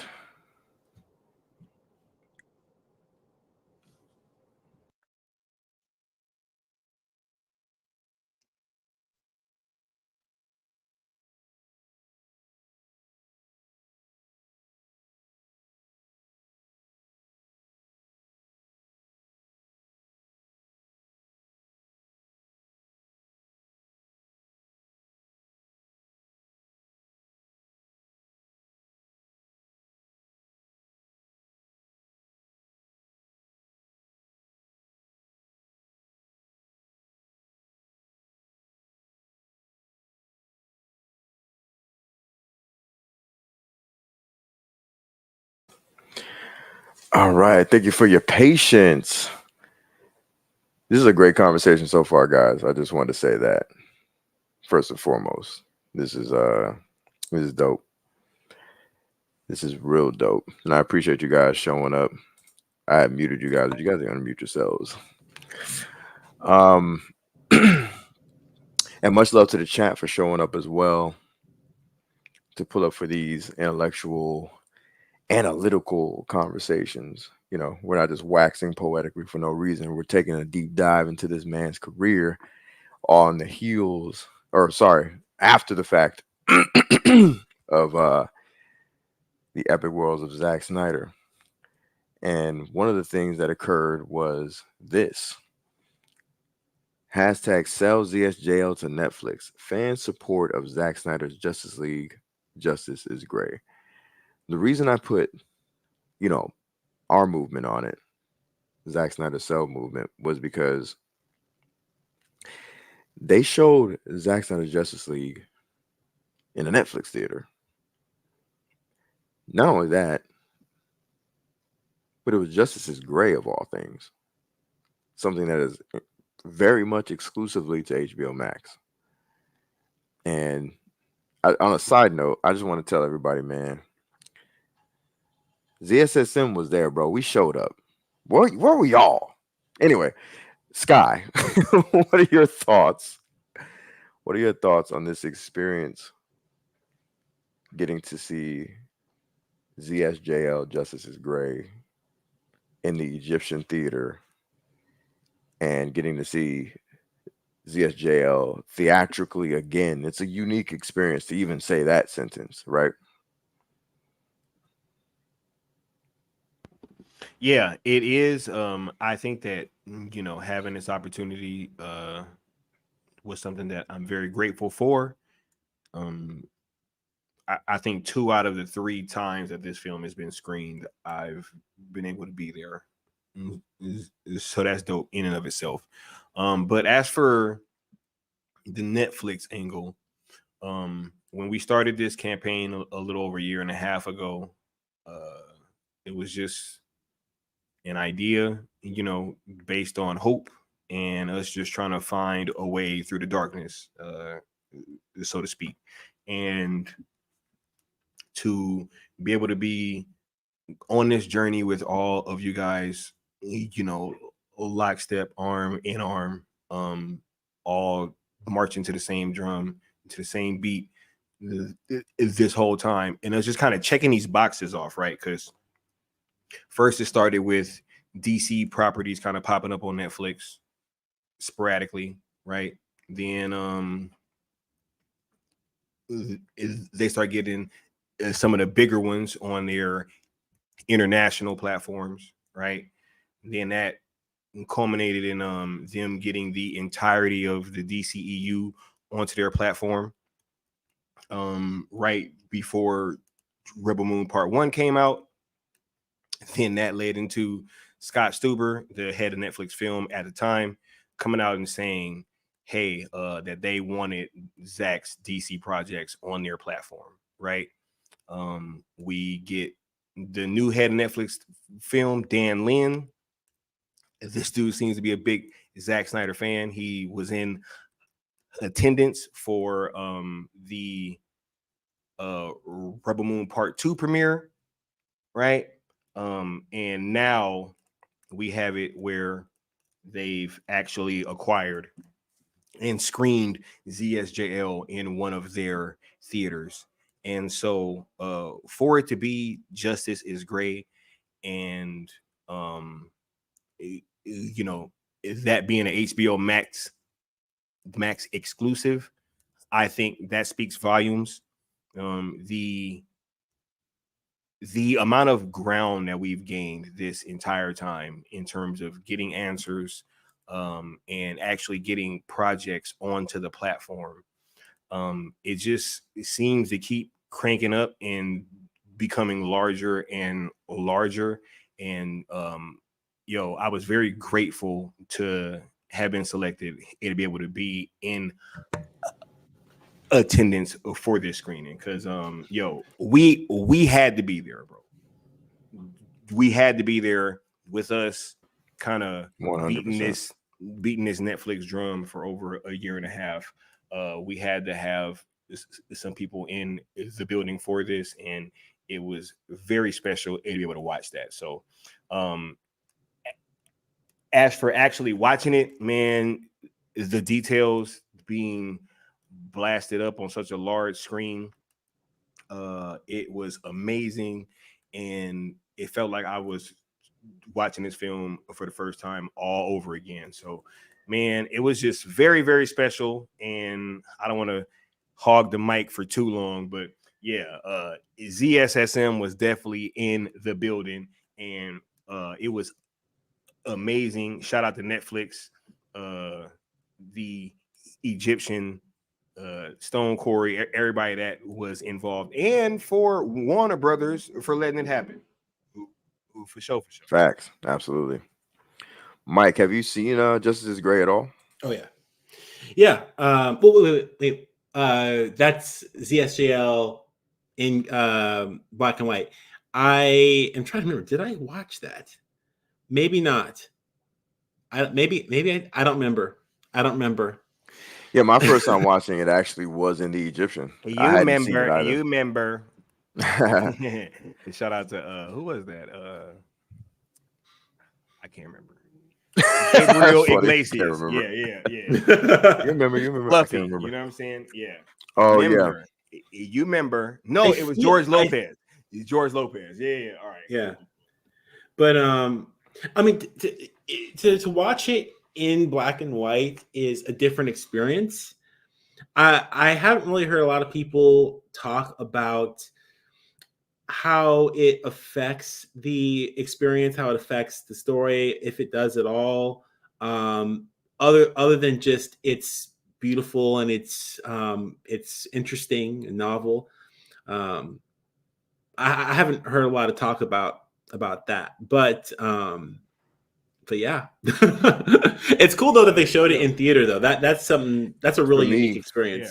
Yeah, it affects the story for me in a sense that it feels as though it's mythological, like even more mythological than it already is. And I don't know why it does this, but it makes it feel classic.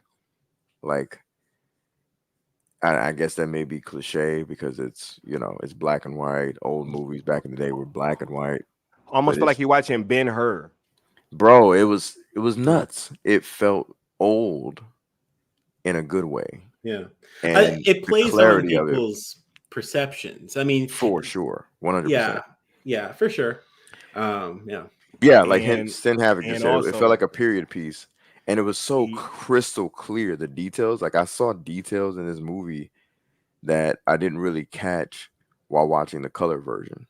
Like you can literally see, like, I'm not saying plot, I'm saying like literal details. Like little knobs and nooks and crannies, the lived-in world that he created. It was very interesting to watch. It might be my favorite like version, theatrically at least. So I don't know. It was pretty nuts. My first time seeing it too was in a theater, so that was cool. Yeah. Yeah, I don't know. I don't know. I can say something, a hot take, but I don't know if I even really believe in it, so I'm not going to say it. It's my contrarian nature just bubbling forth. Go for it. You contrarian, you. Well, I think it's cool that Zack is very open to the possibilities of all of his different movies and the different versions and whatnot. I think that's cool. However, I actually do diverge from Zack's sensibilities at that point, because honestly, the way that I view director's cuts or alternative cuts, the way that I view it is that art is like you're trying to find the perfect version. You're trying to chip away all the unnecessary parts, and you're trying to get to the heart of what you're trying to express, right? So I typically dislike the multiplicity of like alternate cuts and things like that. Like you don't really need or want those if they're not necessities. And I think Zach kind of just likes like, yeah, why not? He's kind of like very just like, yeah, why not about it. So I don't hate that. I'm just kind of like, yeah, if I had the option, every director would have their truest, most sincere cut out, and then that would be the end of it. I would never have to see an alternative cut because I have the best one. Well, see, here's where I give pushback, right? So I'm going to play two clips. One that gives pushback to what you just said, because I think, like, for me, as just a fan of watching movies, I love multiple versions. I love going back and diving into a thing. That's number one. Number two, studios would probably disagree with you as well as the filmmakers. And the studios. here's why. Well, I gave three reasons. I gave mine, the fan, the movie lover, and the movie watcher, and the director and the studio. consumer. Right, the consumer. Right. So there's multiple reasons, not just the one you highlighted. You get what I'm saying? Because there's multiple reasons why a director's cut or an extended version exists. And here's, Matt Damon will explain. So I think a scenario lots of viewers can relate to is sitting on the couch on a Friday night, going through the streaming services, cycling through the movies and thinking to themselves, they're not making movies for me anymore. As somebody who's been intimately involved in movie making for 30 years, what are the macro Hollywood conditions behind that sentiment? Well, so what happened was the DVD was a huge part of our business, of our revenue stream. And technology has just made that obsolete. And so the movies that we used to make, you could afford to not make all of your money when it played in the theater because you knew you had the DVD coming behind the release. And 6 months later, you'd get a whole nother chunk. It would be like reopening the movie almost.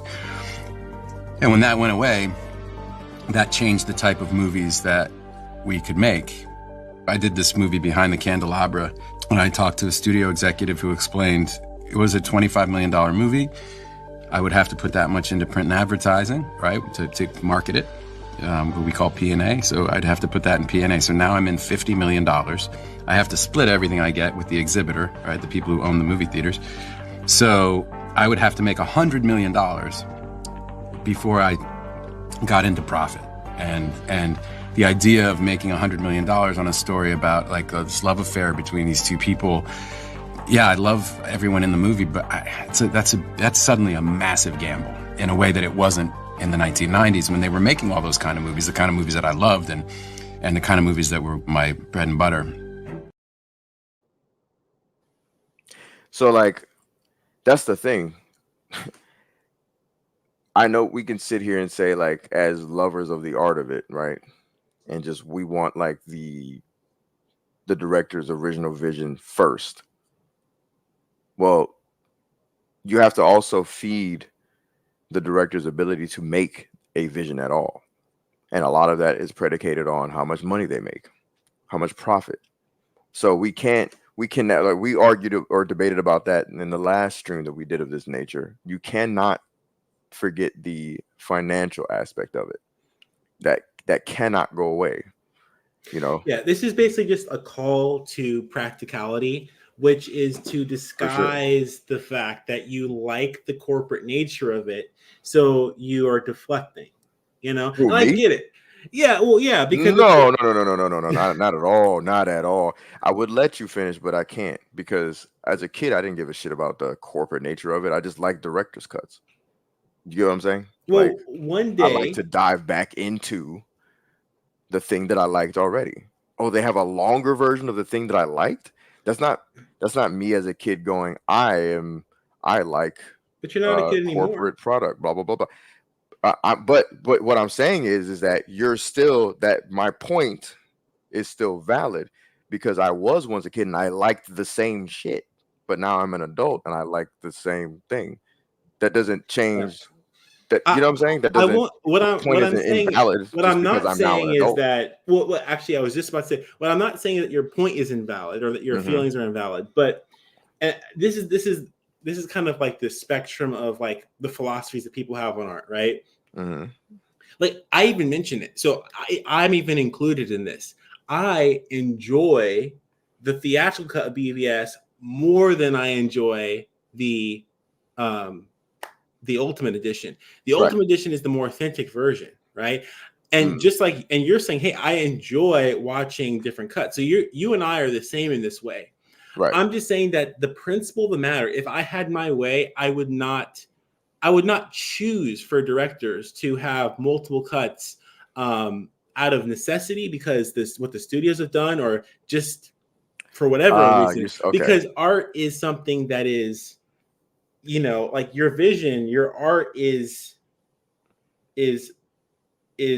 central. It's fundamental, and the whole process of getting down to it is you're trying to reveal what that is, right? So to put out at what point does it stop? You put out 100 different versions, and okay, yeah, it might be fun to watch 100 different versions. That's what the Marvel Cinematic Universe is, even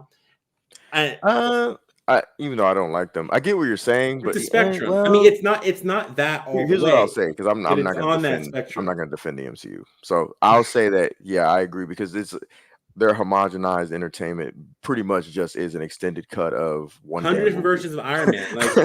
It's right. Yeah, I get that. Yeah. I get that sentiment. Yeah, especially with the thing that I said about feeling a movie, right? Yeah. Again, I want to just clarify. I'm not attacking or invalidating you. I actually agree.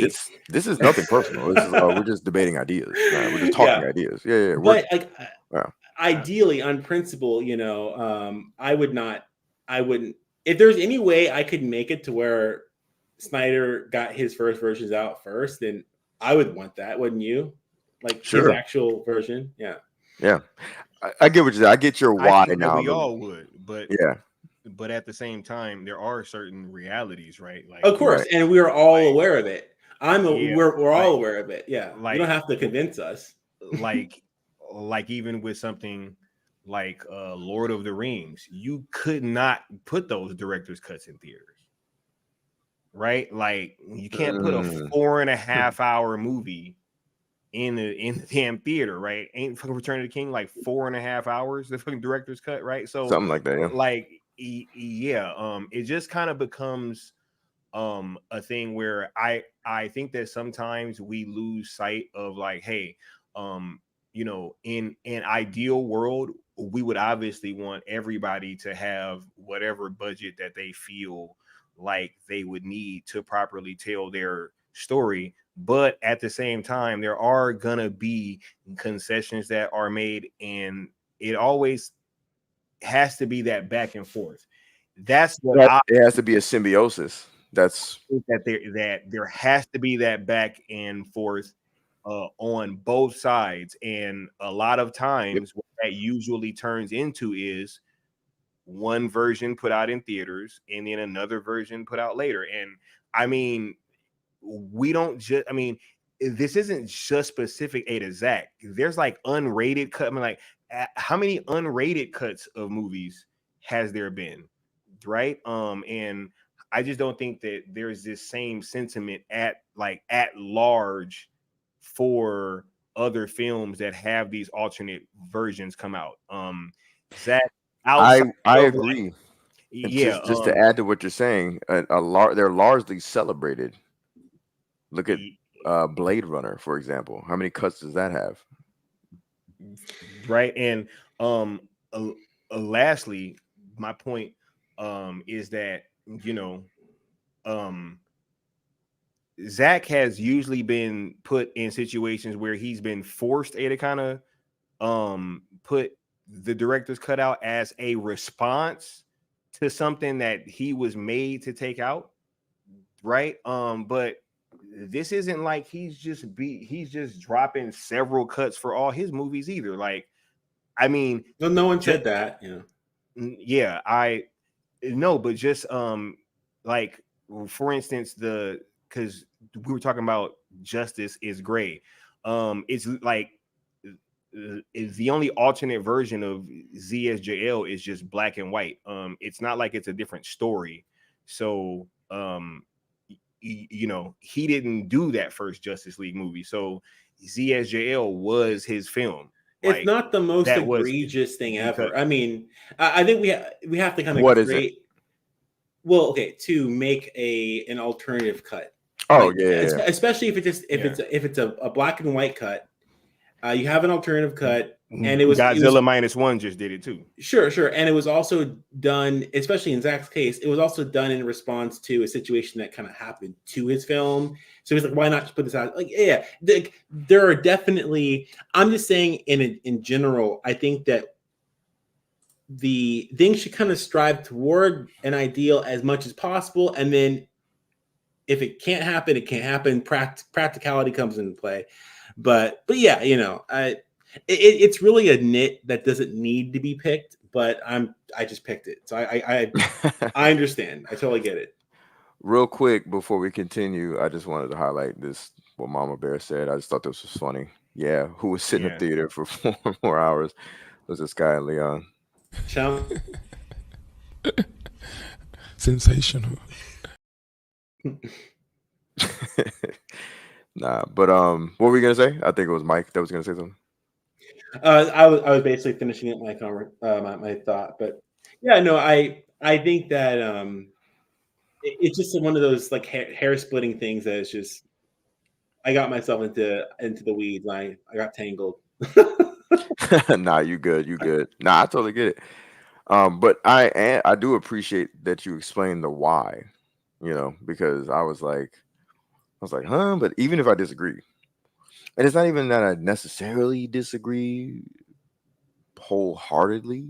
It's like you said, it's a nit that didn't need to be picked, kind of thing. You're comfortable accepting and of the realities of the situation, For sure, especially when it comes to something that I like or I admire or I want more of.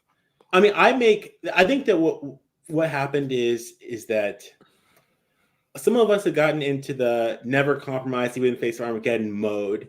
And then we realize that, okay, everyone makes compromise is a part of life. 100%. You literally cannot survive in this world without making a compromise. Exactly. However, I would say that there is a certain honor and a certain to striving in the direction of truth, right? So yeah. So it's not that at the end you're going to have 100% pure, true thing, but that you did everything that you could to strive in that direction.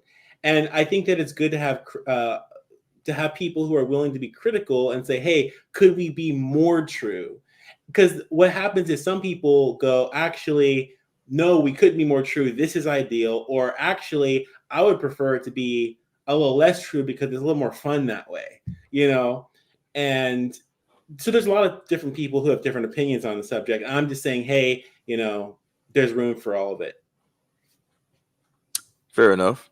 I'm going to play this clip of having a short little chat with Zack during the Twilight of the Gods sneak peek and having him sign a particular shirt. Doing? Leon, nice to meet you. Good to meet you again, actually. We are live. Oh, we are? Yeah. What? That's right. That's awesome. Absolutely. It's awesome to meet you again, too. Yeah, it's good to see you. Can you sign this for me, sir? I sure can. Let's do it. Zack Snyder's Cell Movement. We're trying to get that stuff to Netflix, Snyderverse. Yeah. It's not awesome, but it's not bad. Hey, you signed it, so it's awesome. All right, cheers. You mind signing this too? Yeah, man. I just wanted to show that. I had to represent, have the man sign the shirt. But oh man, almost forgot. Hold on. One more thing. Did I have this? Oh, here we go. Debbie, can I get you to do one more thing? Oh my God. Can I please get you to sign this shirt? I, of course, can sign that. Do you have a... Oh, they're at the store? Okay. There we go. I don't know what color it is. I borrowed it from the Netflix shop. Hopefully it's not black. It is black, so I'm going to do it here. Awesome. So now I have Zack and Debbie. Thank you very much, Debbie. Thank you. Take care.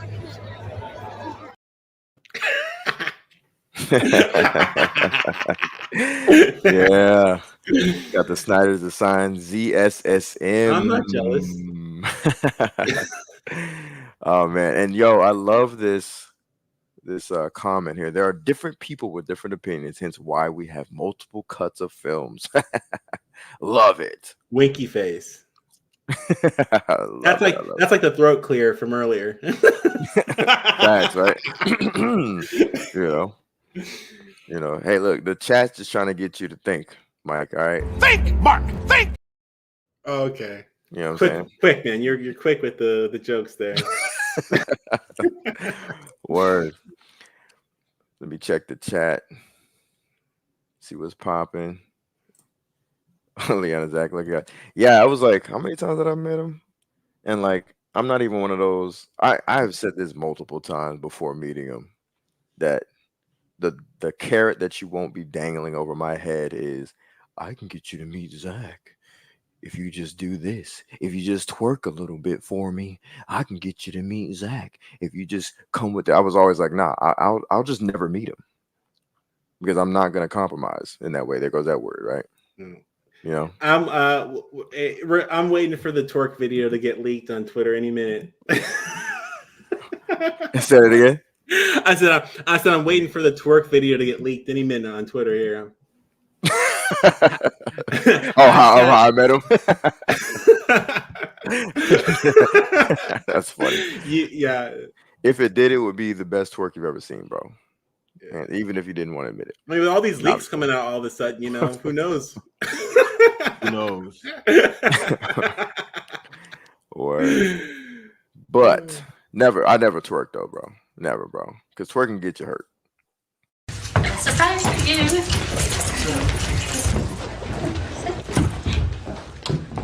Music make you lose control. Music make you lose control.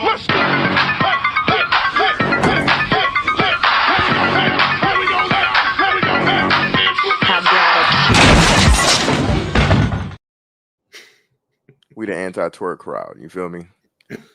Yeah, no shilling. No shilling. So, final topic, right? Final topic of the night. The coup de grace, as it were. Rebel Moon, the director's cut. And the future of streaming and cinema. So, we talked about the Red Band trailer before when we had the original Analyzing a Hero's Journey live stream. Sky and myself had the pleasure of watching this theatrically in the Egyptian theater. And first and foremost, I'll just say that obviously the director's cuts are superior versions. My favorite of the two would be part 2. Freaking love part 2. I don't know. I kind of prefer the Netflix cut. I thought, you know. No, you didn't. No, you didn't. Get out of here. I don't know. I mean, just different personalities, different tastes, different cuts, you know? It's smoother, it's cleaner, bro. I don't know. It didn't need the propaganda. But no, yeah, part 2, to me it hit like all the buttons for me. Emotion, drama, action, the narrative, seeing the backstory of all the characters. I loved it all. It truly was an ensemble piece. Really dope film. I wanted to get, honestly, let's start with Mike. Wait, did you just check the back check, bro? Oh yeah. Oh yeah. Yeah. Oh, you know what? Let's start with Sky then. Yeah. Let's start with Sky. Yeah. Let's start with Sky. I'm gonna go first because I'm having some technical difficulties over here. I'm letting you finish, but Right. Oh my god. Anyway. Look, bruh, see, I wish I could stay, man. You know, anyway, look, because this is what I've been trying to talk about. Yo, seeing these cuts in theaters, yo, was amazing. First and foremost, I don't think that any version of this film invalidates the other. I don't think that we get this film to this level like we got it if we don't get those PG-13 cuts. Seeing the true difference in the maturity level, the violence level, the sexuality level, I totally get why you could not market this film in the same way, which is what they were trying to do with this fledgling franchise, right? Like they wanted to get it out there in front of as many people as possible, right? When this was first coming out. So they did spots like NFL Sunday, right? During like huge games, right? Very family friendly entertainment. That's where they were doing the bulk of their marketing, right? And so that's why it had the crazy start that it had, was because of them being able to market to a wider audience, right? I do not think that it would have been possible in any sort of the same manner to market this film to the same level with some of the things that are going to be in there, right? So be that as it may, I already judge these films independently of one another. You know, I'm not sure. Well, so much of the chatter seems to be kind of surrounding, I think, an attempt to get Netflix to kind of shift their strategy and not continue with these PG-13 versions. But I'm sorry to say, like, Zack has already said that they already planned for that, and that these worlds would get further and further apart as the stories go on. So I think that it's genius to have a family-friendly version so that you can sell toys to little kids and all that stuff, right? Like, you can't sell toys to kids with just the director's cuts, people. Like, you don't get the $166 million budget without the PG-13 cuts. Like you don't get the R cuts without the PG-13. Yeah, right. And I just don't think that there has been a lot of understanding of the financial aspect, because it's been super clear. And I think that Netflix has done a tremendous job marketing. Like, you had so many people questioning where the marketing was leading up to the release of this film. Not only was this thing coming right after that that SpongeBob movie that just hit the damn platform, right? But also they put on a week-long convention in Los Angeles. Facts. Right? With catered food, an open bar, right? And literally had this man's filmography playing in a theater where fans could, congregate and watch these things. People flew in. I mean, it was by planes, trains, and automobiles, right? So, I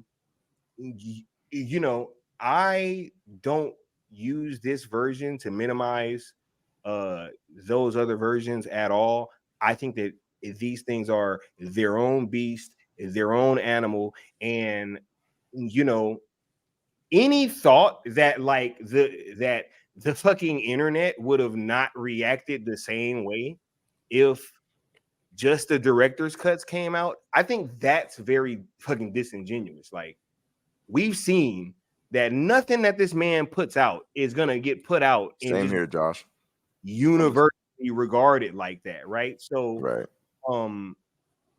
Any type of notion that, oh man, people would have really been rocking out with it, like, the people that was rocking out with this film rocked out with it, and the people that didn't weren't. They were never going to, right? Did that article from Variety sound? Wait, this dude said he still didn't know why the shit exists at all. Right? That's literally The in one the from fucking Variety? headline. Yeah. That was in the headline. Right? So I just think that we have to be honest when we're having these conversations, right? Like there was no upside to just putting out the director's cuts. I think they did a masterful job of putting out a fucking version that the general audience could interact with, and then giving us hardcore Zack fans this version, and then allowing his biggest fans to fly in and to partake in a week-long fucking Snyder Con, pretty much. So, nah, man. I loved these films, both of them. Is they are vastly superior. I don't know why everybody's acting like they're shocked at the fact that they're better. Like, oh my god, these are so much better. Like, it was And so then much using taken it out. as like The a shit is over. weapon, using it as a weapon against the 13 versions. That's weird to me. The shit is over an hour longer each version. Like, what are we talking about here? Like, of course, shit was going to be taken out. Like, what do we expect? And it's a completely different version of it. It's not even sequenced the same. Right. Things are literally happening at different points in the story between these two cuts. So, no, they're different versions. And I think that they did a masterful job of being able to market this thing and have a family-friendly version that they will continue to have, that will drive toy sales and merchandising and t-shirts and Jimmy Bluetooth speak, all the stuff that they've been putting out, right? All that wonderful stuff that comes, and it is as big as it is because of the PG-13 cut. So I don't feel shortchanged at all. I feel well fucking fed as a fan of Zack Snyder. So any like That's my to the fucking sentiment. contrary, I just think it's kind of weird. I do gotta go, unfortunately. But yo, like, I appreciate being able to be on the platform. Thank you, Leon, and also Hey, for shout sure. out to Millennial Mike for coming in here and holding it down. You know what I mean? Hey, real talk. I love it, man. It was intense. hey, it's all good because we can have these conversations, and it's all as long as we're having talks that are in good faith, that's all that I'm worried about. You know what I'm saying? Say whatever, but you better believe this shit. Right. Yeah. Well, I haven't said anything yet. Go for it, Mike. Yeah. Go for it, Mike. But Sky, you got to. I do got to go. Yes. All right. Yes. Well, catch the VOD. Oh no, I'm about to put y'all on right now, so don't even trip. All right, hey, take care, Sky. I'm probably gonna be screaming at the fucking TV. Yeah, shaking my fist, and you want to be able to respond, right? But don't worry, you can live. You can live vicariously through Leon, though. Hey, you better hold it down, bro. You better hold it down. Yeah, you already know. I got it. I'm not gonna flounder on my own channel. Let's be honest. Let's be real. I may be a chill host, holding the narrative. Oh, take care, Sergeant. By the way, take care. Thank you for coming. Oh yeah, for sure. Take care, brother. Y'all. Peace. And you take care too, Sky. And wait, if I'd still in with us. Okay, so here's the situation. Okay, let me ask you a question.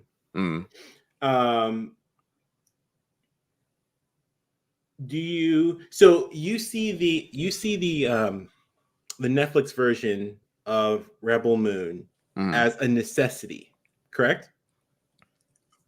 Yes. Okay, got it. So this is what I've been developing my philosophy on because all this has been coming out. There's been so many discussions and new points and articles. And there's always something new coming up on social media. So some of my things I've been kind of morphing my philosophy a little bit. I'm not saying the exact same thing as I was before the cuts even came out. Yeah. But it still has a similar tone. Gotcha. The issue that I have is with people's faith in Netflix. I think that's the real issue that I have, because people have become, I feel personally that we become so broken down that we've adopted kind of this loser mentality. Like, we believe, okay, this top-down system, this is oppressive, it's complete, and there's no way around it. So the only way around it is to basically trick people into watching his movie while in the back you deliver his actual movie, basically. And there is no other way around it, right? The people who went to the theater to watch Batman v Superman weren't really crying in the theater, so they weren't really enjoying it. That people in real life don't actually really like it, right? And then we turn over to Rebel Moon and say, oh well, this can't happen because of the forces that be, that are oppressing us, right?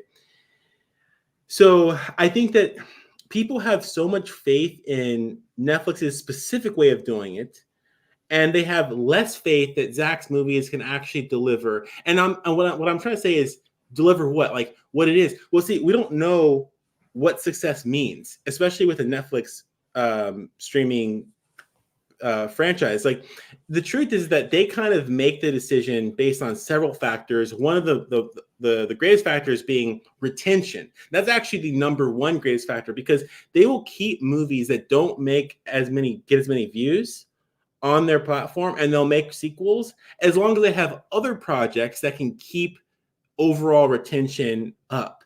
And that's how it's always been. It's like artistic movies kind of are supported by the less artistic movies. But what we're seeing here is this new paradigm where we're trying to induce this within each movie. So we have a version that's less artistic and a version that's more artistic to kind of justify itself, right? Is this good or bad? I don't know. I have bad vibes about it, and I've been trying to get to the bottom of it. I think that here's my thing, right? So just to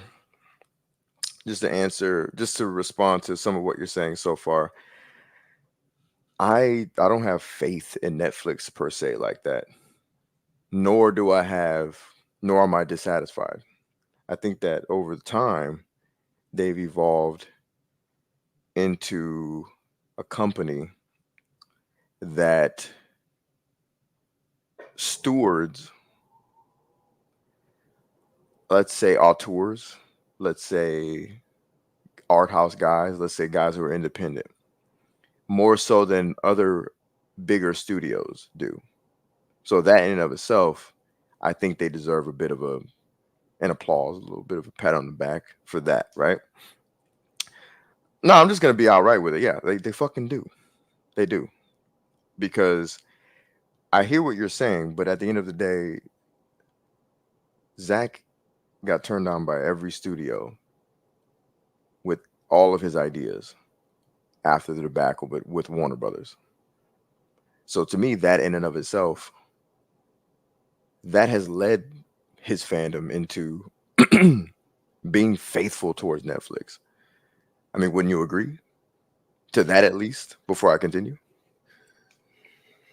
I think that the options always present themselves as in real time. Okay.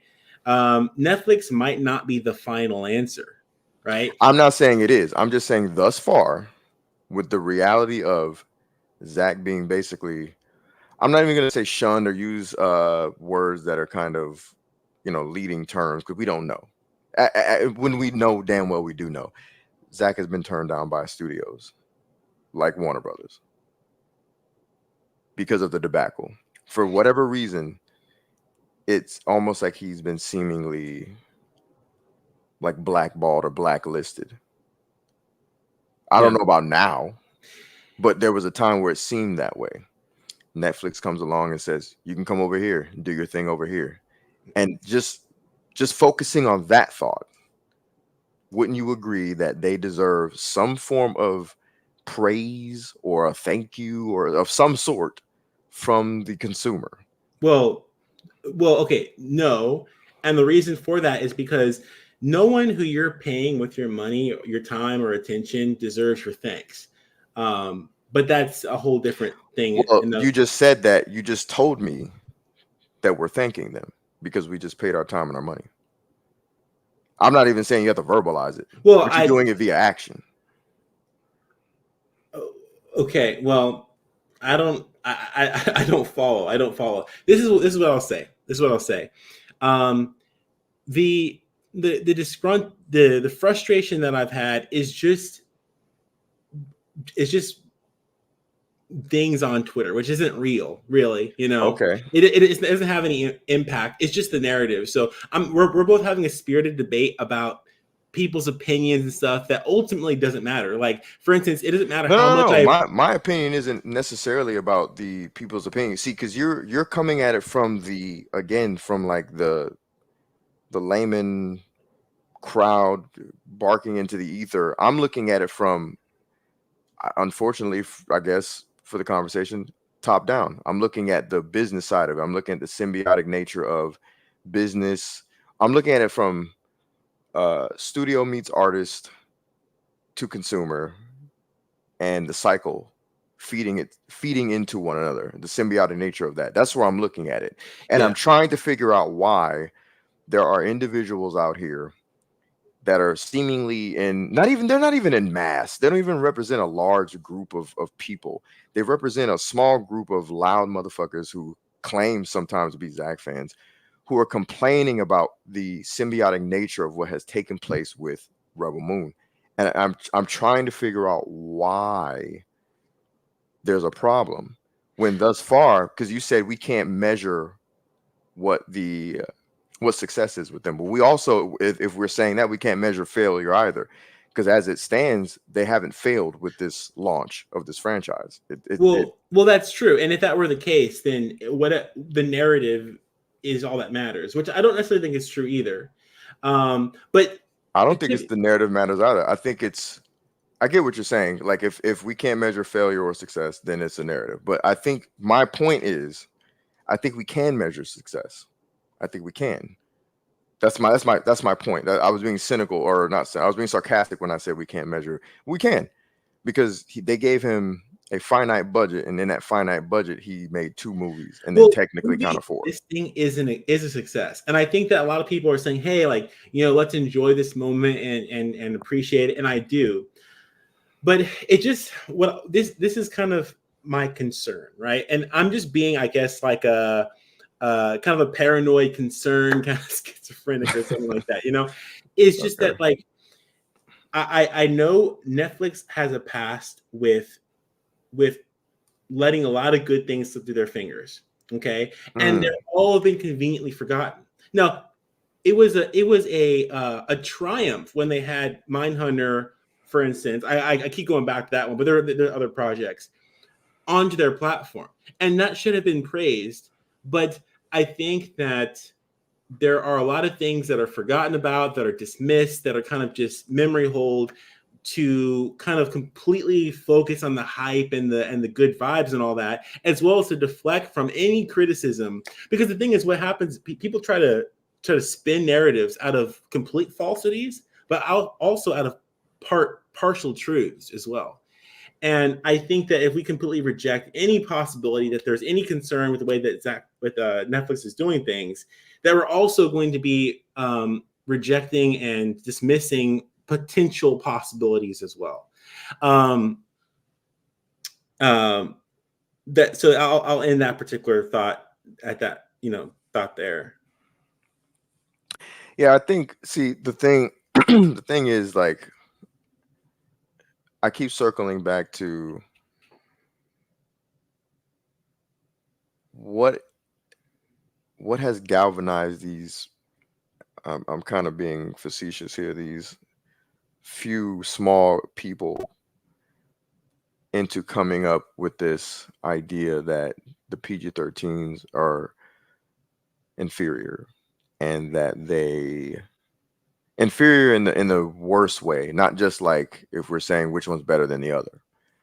You're saying in a derogatory way, right? Well, so real quick. Go ahead. So there's that, but there's also this idea that Netflix somehow fumbled the release when, if we're being honest, That and was how it was planned. This may, yes, exactly. This may ruffle people's feathers, but the director's cuts are not supposed to be viewed as the thing that Netflix is waving their flag and selling. The director's cut are the dessert to the meal that you can put in mass. And you can compare it. I wouldn't compare it to some bullshit like McDonald's. We're talking a restaurant chain that serves good food. We're talking, I don't know, Cheesecake Factory. We're talking a chain that serves good food you could take a date to. I understand. And I don't you get think what I'm saying? that's not a good analogy at all for several reasons, which I won't pick apart. But I understand. I the know intention. you're nitpicky, but you get what I'm saying. Yeah, you get what I'm saying, and so do the. Let me bring in some alternative thoughts here. Okay. So there's a few things that here's one thing that we could talk about. So the desire to frame it in this way seems to be disingenuous because people know that this Which was. way? Oh, the way that I described that. Yes. The people are framing it. Yes, correct. Yes, correct. it is very disingenuous. Right. It was a fumble because, and ultimately, so I agree with that, and we all know that there's a narrative against Zack that caused this to happen, right? So, because it's like, okay, the unhealthy dessert at the end is a thing that no one eats their dinner to get to the dessert. They eat their dinner because that's the nourishment, and then they get their dessert as like a bonus. And so it's a terrible analogy. Sorry, Dan. Well, then I'll trade the dessert for the appetizer. Was the PG-13 versions, and appetizers are the shit. They are. I mean, they give you that taste of something better to come, and then you get your dinner. Well, talk about layman, but yeah, I get it. I know your intent. I'm just trying to fight you on the analogy thing. No, but I get what you're saying. But continue your thought. So yeah, it's just disingenuous. This is honestly probably the least interesting part to talk about because we both agree, we both know that there's this attack on Zack and that's real and everything like that. So there's not really anything else to say. And basically what most people will tell you if you get them alone and it's not like in public is that, hey, it's like, don't say the negative thing in public because it will add to the narrative, even if it is true, and I get that, it's like, whatever. I'm not, my goal isn't just to equip haters. My goal is to go into it with a realistic understanding because I think the truth of the matter will allow us to operate in a way that is going to be the most befitting. Wait, but where are we getting this? Not for you, Mike. I'm just asking this. Where are we getting this from? But the general public did not treat those. What did you take a survey? And I'm not coming at you directly, Josh. I'll just treat you as sort of an avatar for my question. Where are we getting this from? Did we take a large sample size survey? Because I don't know anybody that really didn't like the movies. Okay.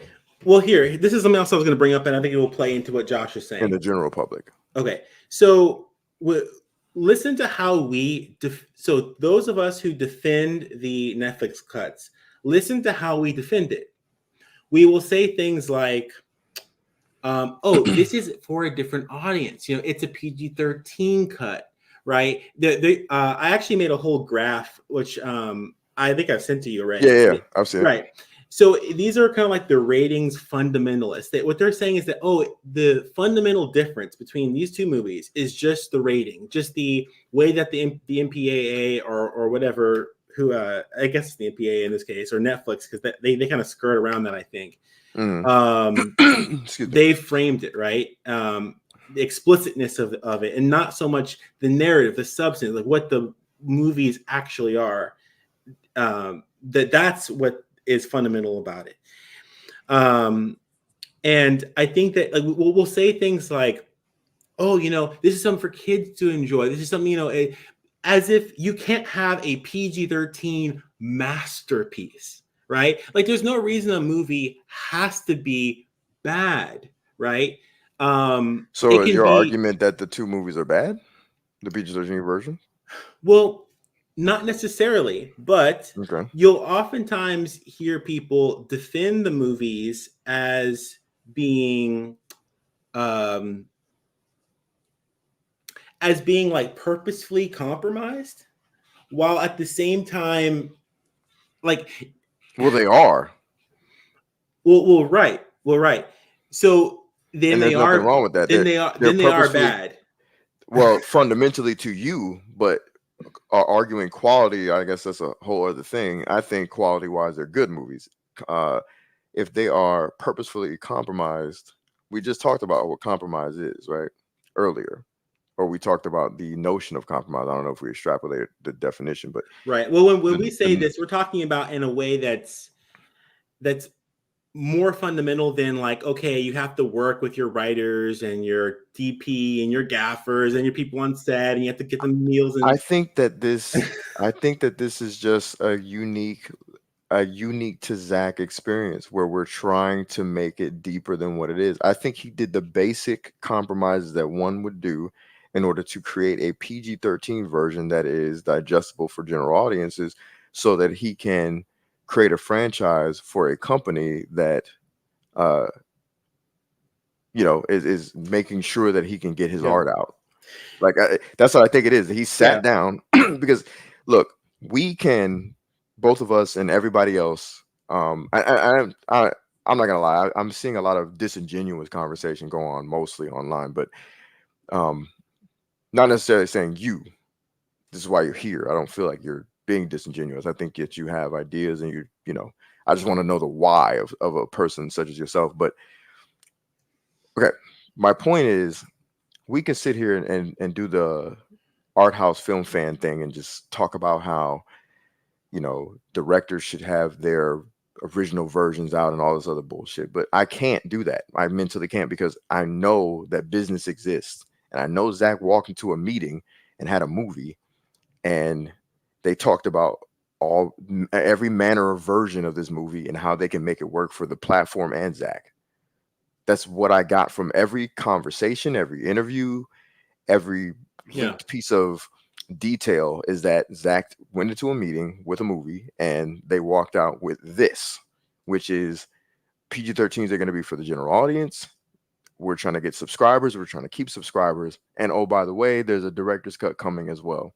I think it's quite brilliant that he went in and they went in with, he's the director's cut guy. We're going to jump off of that brand. And I don't know. I can't understand, me personally, can't understand why that would be negative or bad or anything. I don't know.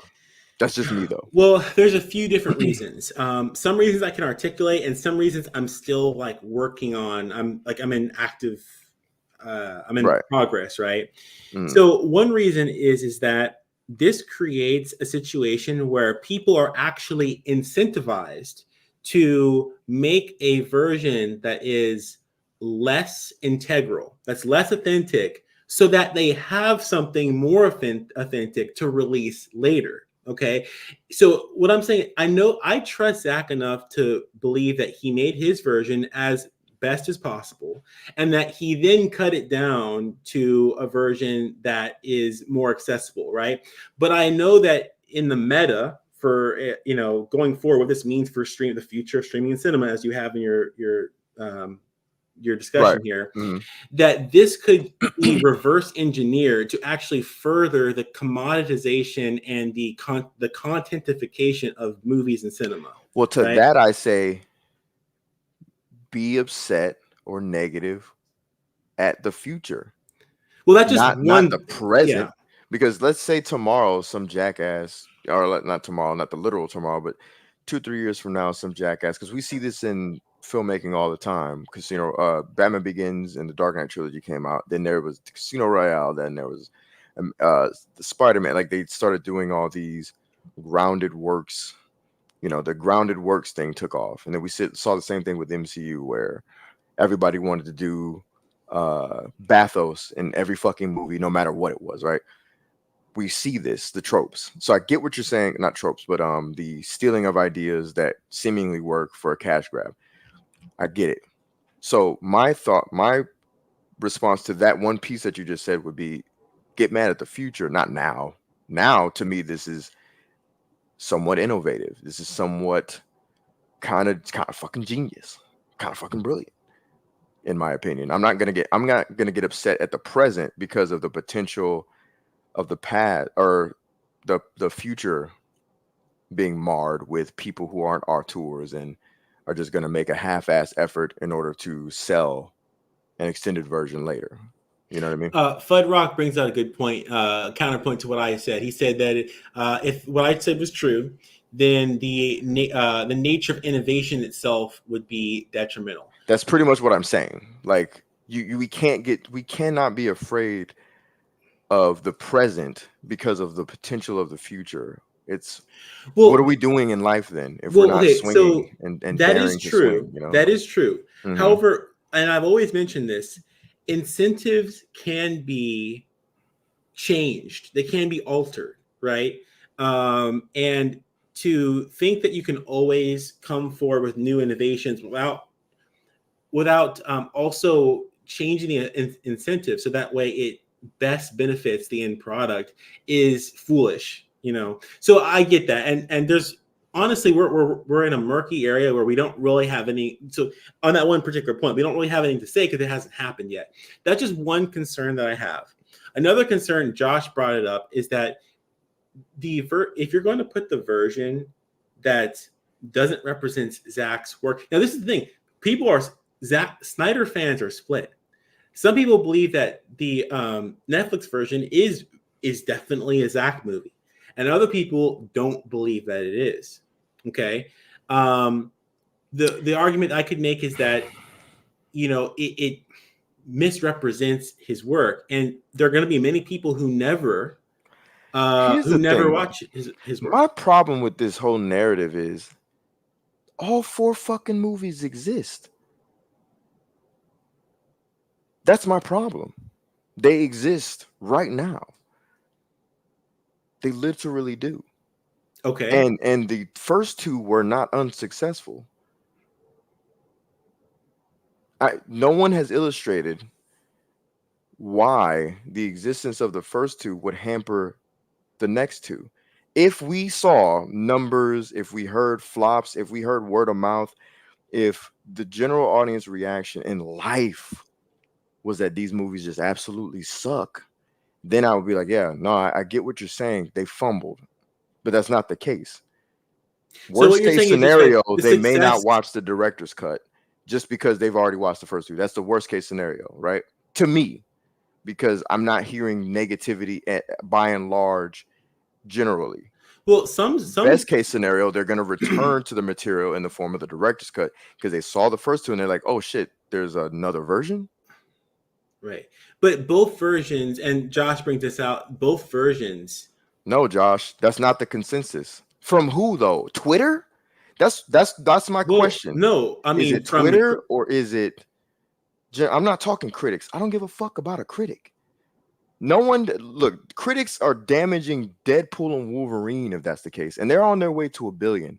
Critics are by and large pointless and worthless. We're both speaking right now based upon our impressions of what the consensus is, and we have to kind of create the image of the consensus in our minds, right? No, we don't have to do that. I literally want someone to tell me right now, give me information that I can tangibly see or feel right now where someone has said, by and large, the narrative is out here in the ether, these movies suck, without saying Rotten Tomatoes. I mean, listen, I don't. So Josh brought this up, and I feel the same way. I had 2 friends, 2 brothers, friends of mine, come over to my place, to my apartment, to watch the first the Netflix cut part 1. Right? They came away hating it. I was actually defending it because that was my knee-jerk reaction. I was super uncomfortable. I was very upset that they didn't like it, and they were saying all these things about it, and I was really conflicted because I felt like, okay, I believe it. I didn't really like that movie, and they're saying it, but I didn't like them telling me that. I didn't like them saying it. I'll add to the dog pile of people hating it. I only know one person that didn't like it. And he does not like Zack Snyder movies. One person. He was talking mad shit, and he's a Star Wars fan, huge Star Wars guy. Everyone else, and we have different pools, I guess. You know, admittedly, it was a lot of women that I spoke to, and they loved it.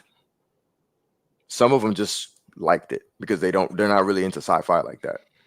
They're like, you know, it was cool because I don't really like sci-fi, but yeah, I don't know. You know what I mean? Yeah, it's weird. I mean, I don't know. I don't know what to tell you. I mean, so we've been talking about our experiences, like let's say getting out of the theater of watching like these movies, you know, Batman v Superman, for example, or having people over to watch, you know, Rebel Moon and what they thought of it. And I've been having a lot of bad experiences. These are also completely different people. They're not the same people that I've been talking about. So, I mean, I'm not going to pretend like I have the ultimate sample size, but even still, I mean, neither am I. But that's my point. Yeah. Like, and we're kind of just picking on the points that Josh was saying, mostly me. But here's my question, though. You saw it in the theater in New York. The employees warned. I'm going back to what Scott said originally. Would these same people in New York have thought this movie was great if the director's cuts came out first? That's my whole point. I don't think that let's be honest here. The director's cuts were hyper violent, sexual, and they were drawn out, right? These aren't negative. I'm painting them as negatives as someone who loved the movies, right? I love the director's cut. I didn't just like them, I loved them. So I'm looking at this and I'm like, would the director's cut somehow make these people in New York think any better? My guess is no. I don't think they would look at, if they could not survive the regular versions and go, that was dope, that was decent, whatever. And I'm not saying anybody has to like it. What I'm saying is, it goes back to what Sky said. These movies were going to do whatever they were going to do no matter what version came out. And the response may have been even fucking worse. Yeah. Especially people who are detractors of the man. Yeah. And okay. So I like Josh, but Josh is like really, he's speaking my language as he usually does. I dig Josh actually doing this because you know, it gives me another foil to bounce off of. Yeah.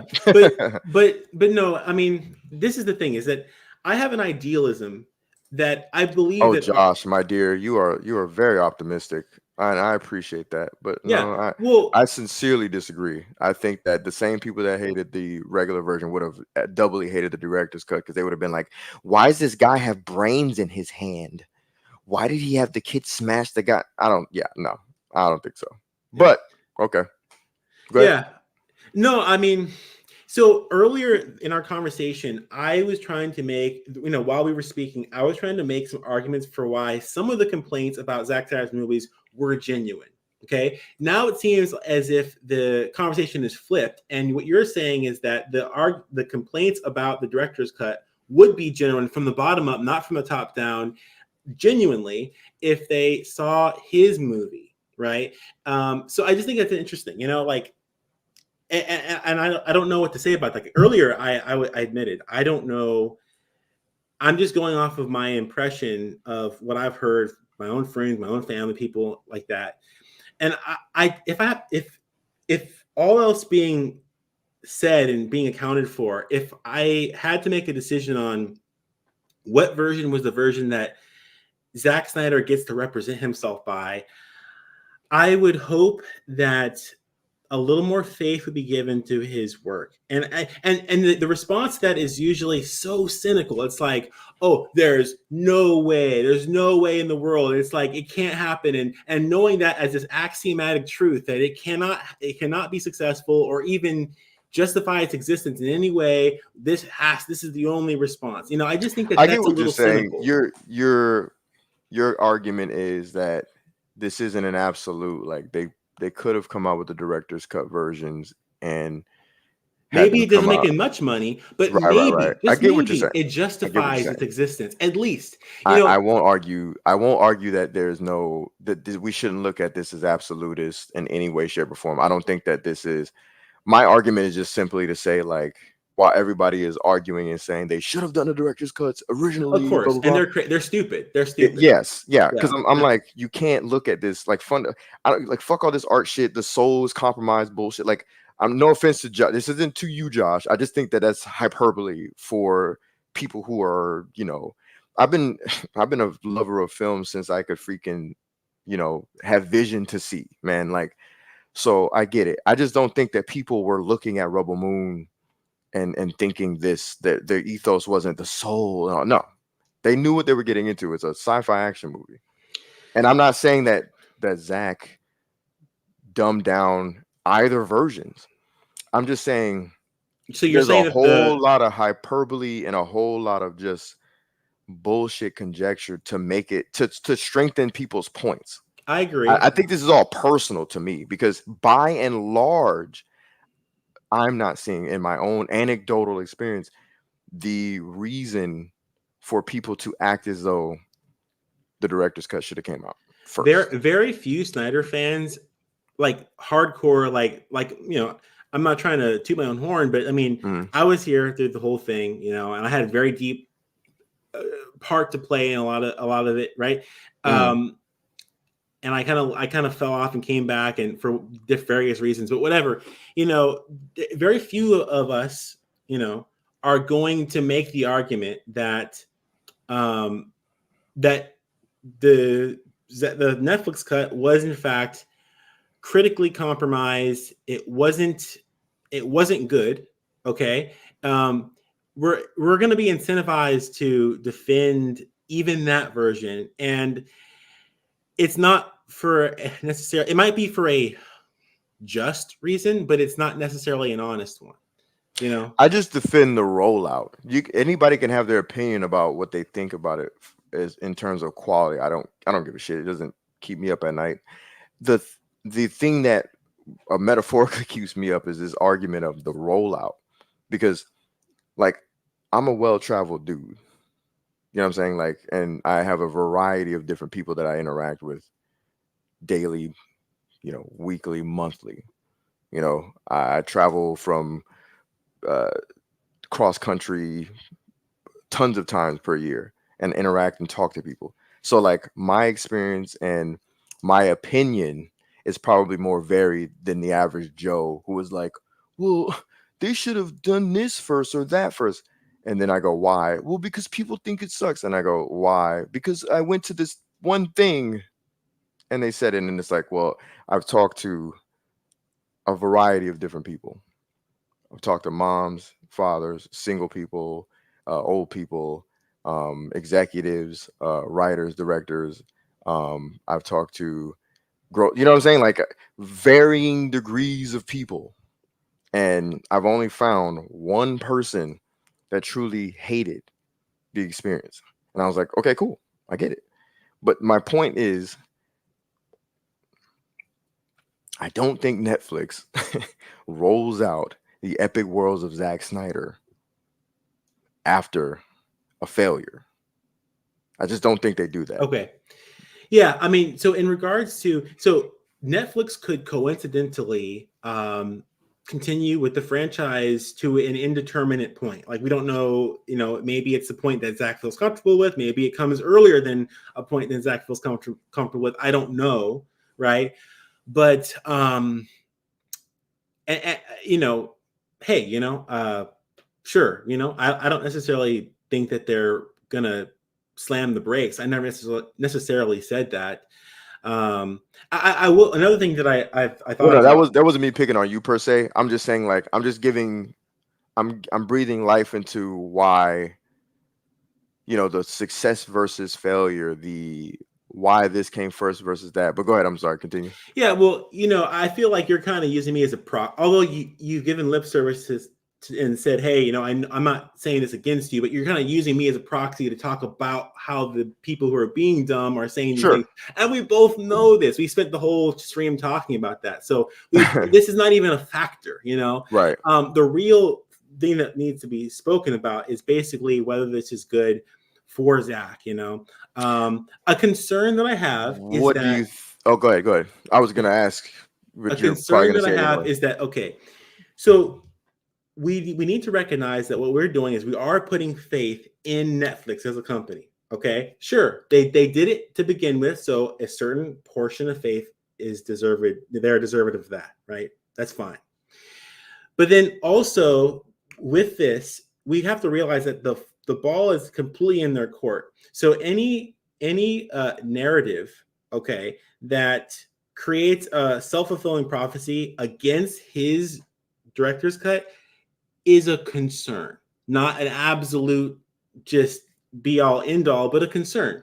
So not only did they roll out the Netflix cuts, the director's cuts 8 months after the original, it was terrible. I mean, the experience, I mean, don't pretend like you didn't see it. There was no banner for it. Okay, there was no banner. It wasn't like, here, watch the director's cuts. You said the rollout was terrible? Of the director's cuts. Not the concept of doing the Netflix cuts and then the director's cut. Like that was, I guess you could say it's smart. But listen, let me finish. I disagree, but I'm gonna let you finish. The experience of actually watching the director's cuts, you open up Netflix.com, okay? You're not greeted with a massive banner, director's cuts available now, right? You have to you have to either type it in. And by the way, when you just type in Rebel Moon, the director's cuts aren't the first thing to pop up. It's actually the original cuts, okay? Or you can scroll down to where it says what's new, and you keep scrolling like to the right until it pops up. It's not like the first thing it's there. The second version appears first on that little carousel before the first version. So you actually have to like hover over it to make sure that you're clicking on the first part and then the second part next, right? And also just the advertisers, they have one thing on their Netflix Twitter page to advertise the director's cuts coming out 3 days, 3, 2, 1, and then the day of. So essentially your argument is about the art of it. Understood. My argument is the business of it. Coupled with the art, it's a symbiosis. You cannot have one without the other. And that's what I'm talking about right now. And I do not think that this rollout was terrible at all, because I'm looking at it right now. That right there. The epic worlds of Zack Snyder. Okay, that's all right. So you've gotten to experience right, but my question, Mike, I already know what you're gonna say. My question to you is this: what the fuck do you want them to do with a rated R film? Do you want them to roll out the red carpet on a rated R film that they obviously are trying to milk the PG-13 franchise version? Listen, you guys are just going to have to accept that Netflix is trying to milk a PG-13 franchise. They want a franchise. They got their franchise. You're going to have to just go to sleep with that. Like there's no other way to look at that. Okay, so I get that, but how far? Okay, why not 12? Why not 16 months after the original? Why not even put it on their interface? You have to type it in. Like, at what point do they have to make it difficult to watch the director's cuts before you start to give some kind of lip service to the fact that maybe they could have done it better? I don't think it was that difficult, though. Okay. Forget what I was about to say. That I can agree with. Could they have done it better? Sure. You said it was terrible, though. Those are two completely different statements. They could have done it better. Sure, absolutely. It was very lax. Terrible though? No, not at all. But listen, okay, so the and we keep on saying this too. We say this every time that someone criticizes in bad faith the nature of the Netflix versus the director's cut, right? Also, as Scott just pointed out, part 2 came out 4 months ago. What's your argument for the time frame in which they rolled out? What do you mean? Like I'm lost on that. Like why that's a point of contention for you? Well, because the amount of time that it takes between the original version and the director's cut, right, is time that especially for the people who are most passionate about it to kind of die out. Okay, so when it first came out, we put a lot of our energy into talking about and hyping up the franchise. By the time the director's cut came out, naturally, and this is no fault of any one individual, it's just there's not as much energy behind it. Okay, so what I'm saying is that it's a spectrum. Okay, you don't have to roll out, quote unquote, the red carpet, but there's something on the other end of that spectrum that is the opposite of that, and then there's something in between. And I think that Netflix could do a little bit more encouraging and promoting the director's vision than what they did. And I think that people are such in a defense mode that they're not even considering, what they could have done better. That's what I'm saying. Considering it 100%. Like, I'm in consideration fully of what you're saying. What I will not consider is that it was terrible. See, you're having more nuance now. You dialed it down. You started off saying it was terrible. I don't think it was terrible at all. I think that they illustrated perfectly what they wanted to do, and they delivered. They said that they wanted to roll out a PG-13 version. Zack said in several interviews why. Scott Stuber came out and illustrated why. So the audience was not ill prepared. We knew what was up. And then they gave us the director's cuts, however long they took to do it. Okay. Well, so let me answer some people in the chat. They said 4 months. Yeah, 4 months from the last movie, right? Right. So yeah. Okay. Mm-hmm. Right. I mean, that's still a long time, but so that's not necessarily the W that you think it is, but I don't think it's an L either. I don't think you saying however long it came out or the other, but I'm saying that we should. He's just correcting the detail, because if you're trying to say that the time that it came out was bad, then yeah, it's half of what you're saying.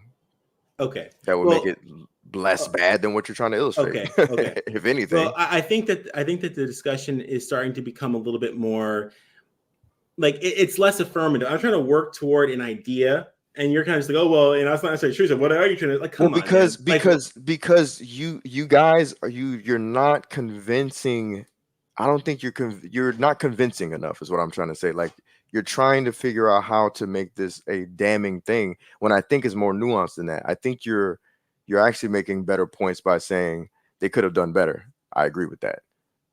They could have dropped it during this time frame. I agree with that. Okay. That I can agree with. We can go back and forth on. I mean, in a way that's anything that I say, not that you're even trying to agree. Anything that I do say will be me dying on a hill, because we're stuck in time. This is a moment, and we have yet to see what's going to happen in the future, right? So I don't really have much more to say. I mean, I think I hit most of my points, but what I will just say is this, okay? Let them eat cake, right? Go for it. I'm going to be a little bit more on the skeptical side. I'm not going to apologize for that. The reason nor should you. I appreciate the skepticism. I just want there to be more nuance with the skepticism, instead of just flat out like going on the extreme side of things. Well, I think that's weird. There are so few people. So there are relatively few people actually being negative. And there's even a smaller subset of that are being negative and trying to speak on behalf of Snyder, right? Speak in his behalf, such as myself, right? So, I don't really think that that this extreme. We all know who those people are, right? And ultimately, you know what? Regardless of how well we think Netflix is doing or how bad they're doing, doesn't have any effect on what they're actually doing. This could be the biggest success that Netflix or any streaming service has ever seen in the history of entertainment, or the Armyverse and the Rebel Moonverse could actually be canceled tomorrow, and it wouldn't make a difference of what we say, Well, all right, fair. I want to do something even more fair. We've heard from each other, Sky, the chat. Let's hear from Zach. Let's see what he thinks about what Netflix did. Zach, how you doing? You got wine? Yeah. White So wine. you're here live again? Oh my gosh. How's it going? great on the New Geeks channel. Support you and everything you do, brother. I appreciate it. Much success to you. Thank you. I just want to ask one question. Yeah. How does it feel, the rollout of the way Netflix is handling everything? I feel it feels great. You know what? The amazing thing is like, you know, when you do a director's cut, and it's like to DVD, it kind of disappears a little bit. Yeah. Not to be rude, but the cool thing about Netflix is, you know, it's really released at the same level, so people can find it easily and experience it easily. So that's kind of cool. What you guys did for this game changer. Oh, cool. To lead out with your brand being, I'm the director's guy. Yeah. Expect something greater. It's coming. It's coming. So appreciate it. I love it so far. 11 part 1. Look Thank forward you. to part 2. All right, Thank soon. you. Well, really soon. Absolutely. Yeah.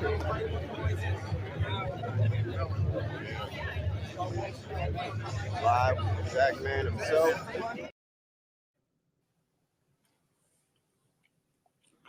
So yeah, fair points.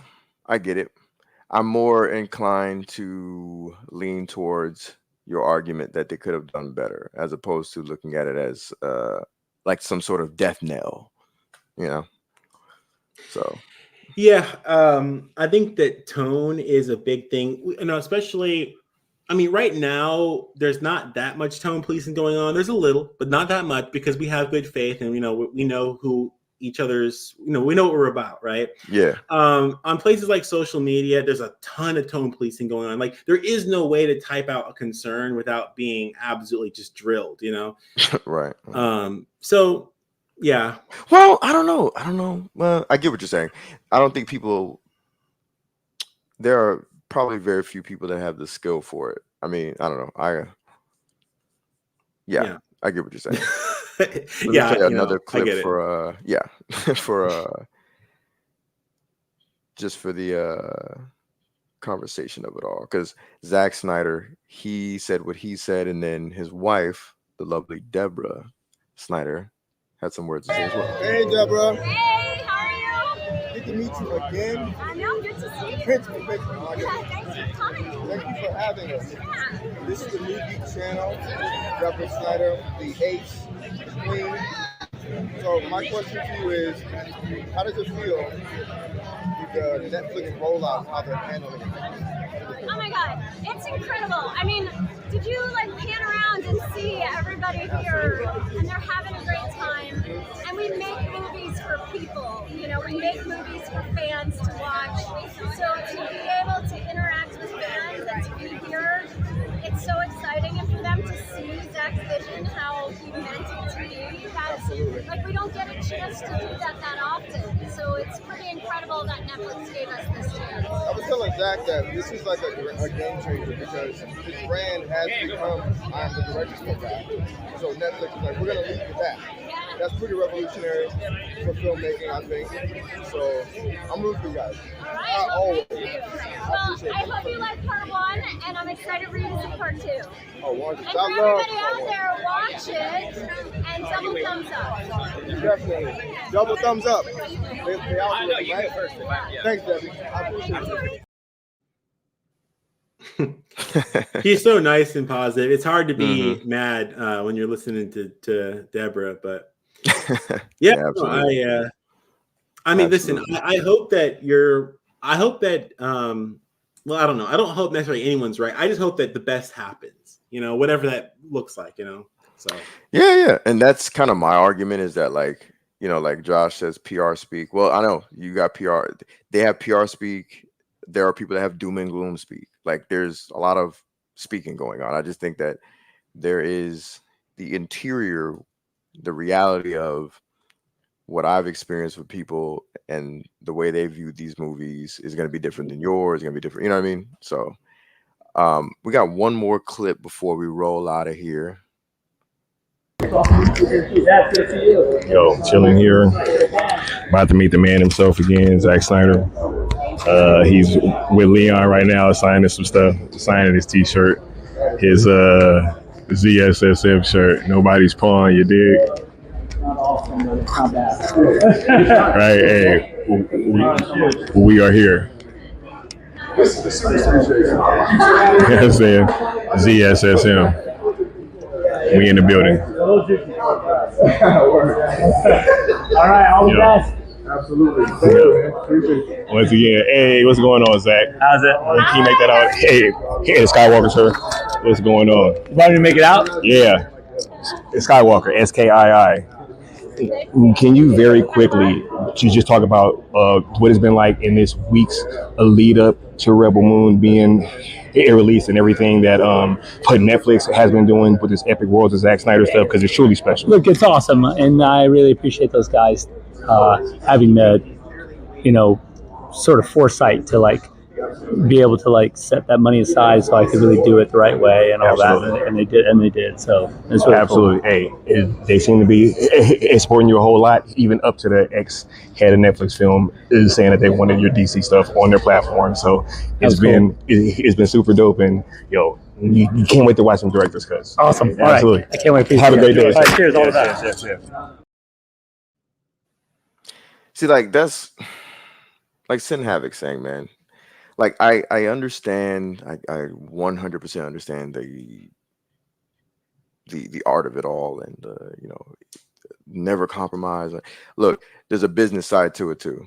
This guy's got a lot of shit going on behind the scenes, and a lot of different mouths to feed and please. So I just think that this was probably one of the best scenarios that could have come of it. Is it the best? No. There's many different things that they could have done. Is it the worst? Fuck no. And I refuse to sit here and act like it. You know what I mean? Sure, that's fair. You know what I'm saying? That's pretty much my point. Like I'm all about being fair and looking at all the nuanced conversations of it all. And I know, like you said, people can't really do that successfully by and large on social media, but we can come on this platform and do it, Yeah, no, and I appreciate giving the opportunity to speak about it, and not completely demonizing me, which is no. I appreciate that as well. No, because it's not like what you're saying is doesn't come with some sort of forethought. It's not like you're out here just like frothing at the mouth, like no. I love Zach's work, and I absolutely want the best for his work. Like that is my number one priority. Even if some people don't believe that is the truth. So 100%.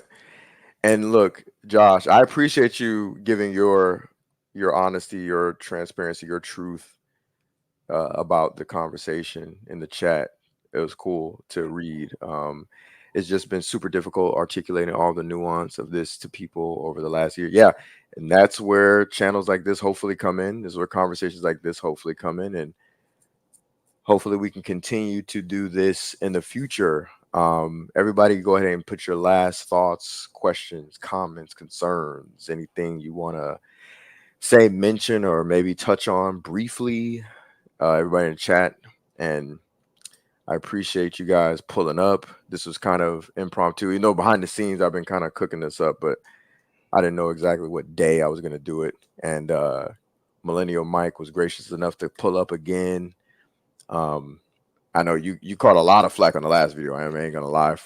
And honestly, I think I probably deserve some of that because it was early in it. This is the thing, right? I get a sniff of something that I don't like. And I stick to it. I stick to my guns because I know I don't want to be a flip-flopper. Like I'll admit I was wrong. I'll ask for forgiveness, not for permission.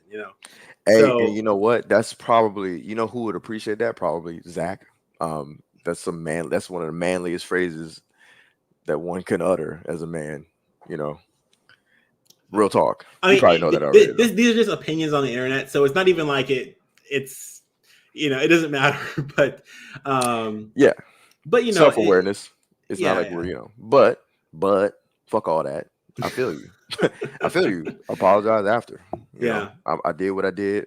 My bad later. It's just nice to express our passion in some kind of way with other people who feel the same. Yeah, 100%.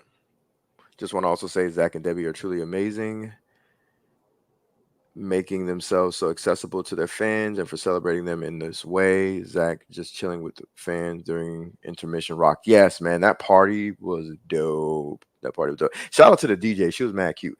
And shout out to Netflix. I wanted to say this too. Like, as I was streaming, doing my thing, I nibbled a bit, but then I didn't really get to eat a whole lot. You know what I mean?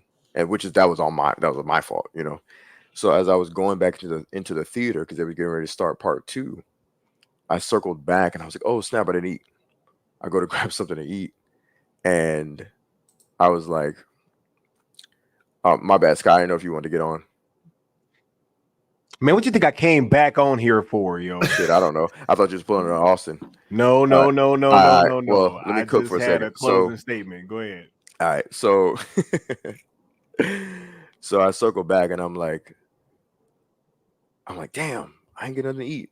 They snatched up all the food. The catering was really quick. So I said that out loud, not even to anybody. And the main catering guy, he comes over, he goes, "Hey man, you didn't eat?" I was like, "Oh shit, no." He follow me. And he led me into this place where they keep all the food. And he was like, "Hey, this guy here can get anything he wants." And I was like, "Oh, okay." So I'm thinking, that's kind of hyperbole. I just grabbed one thing. He's like, "No. He hands me a box and he's just like, "Grab whatever." And I was like, "Oh, snap." So I just started grabbing a bunch of food. So shout out to Netflix and the Egyptian Theater for hooking a brother up, man. Like that experience was dope. That's why like I really can't sit here and say like, because all of this is a part of the rollout. Like I can't subtract that and just say, "Oh, the art of it all." It's all a part of the rollout. Every last bit of it. They could have been trash. They could have treated people like trash. They could have just been like, "You get what you get the hell out of my face." Zack couldn't have not signed shit. They couldn't have never did the epic worlds of Zack Snyder, period. Point blank. So I have to include that in there into the conversation. So shout out to them. And that's not me having utter absolute faith in them. I'm just saying like they do deserve some sort of grace. Just a little bit. My goodness, just a little bit. Good Lord. So I don't know that that's my final thoughts because this is my shit. So I'll get the last word. But Sky, I'm gonna let you. Yo, yeah, real quick because I just wanted to come back and say this really quickly. First of all, shouts out to Millennial Mike, man. I really want to thank you for coming in here, bro, and for having this conversation and for being unapologetic, and honest, bro. Because like these types of discussions are very important, right? Much appreciated. Thank you. Yeah, well, for sure. I just kind of wanted to let you guys know this, and because when I say that I feel like Netflix has done an amazing job with this rollout, I think that I'm kind of uniquely qualified to speak on this, because I've been to damn near all of the I think I've been to every single event for this film outside of the Complex Con and the San Diego Comic-Con stuff, right? Outside of that, but the release party, bro, in fucking New York, I went to the red carpet premiere, just everything that they've had. And I've seen up close and personal just how much money that they've been investing in this franchise. Like all of these things have been massive events, right? And I'm just like y'all. I'm not on any special fucking list going to these things. I sign up to get tickets just like everybody else does, right? So I can't discount the fact that as a Zack Snyder fan, that was the dopest shit they could have done.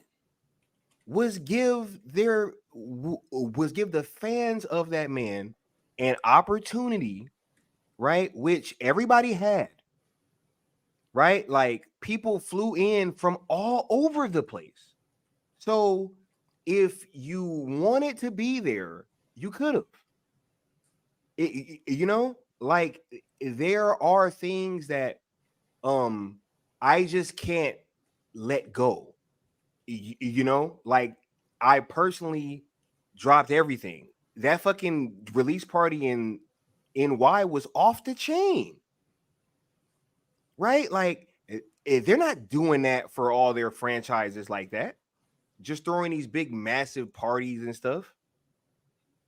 Like, what's that? The Benoit Blanc. That don't get that kind of treatment. Pause real quick, Sky. That's what I'm saying, Josh. That's what I'm saying. While you over here talking about that New York experience you had, you got to meet. I mean, come on, bro. Yeah. Like without this whole rollout, I had come a on, New man. York That's what I'm experience saying, too, bro. bro. Yo, I had a New York experience too, and it was amazing.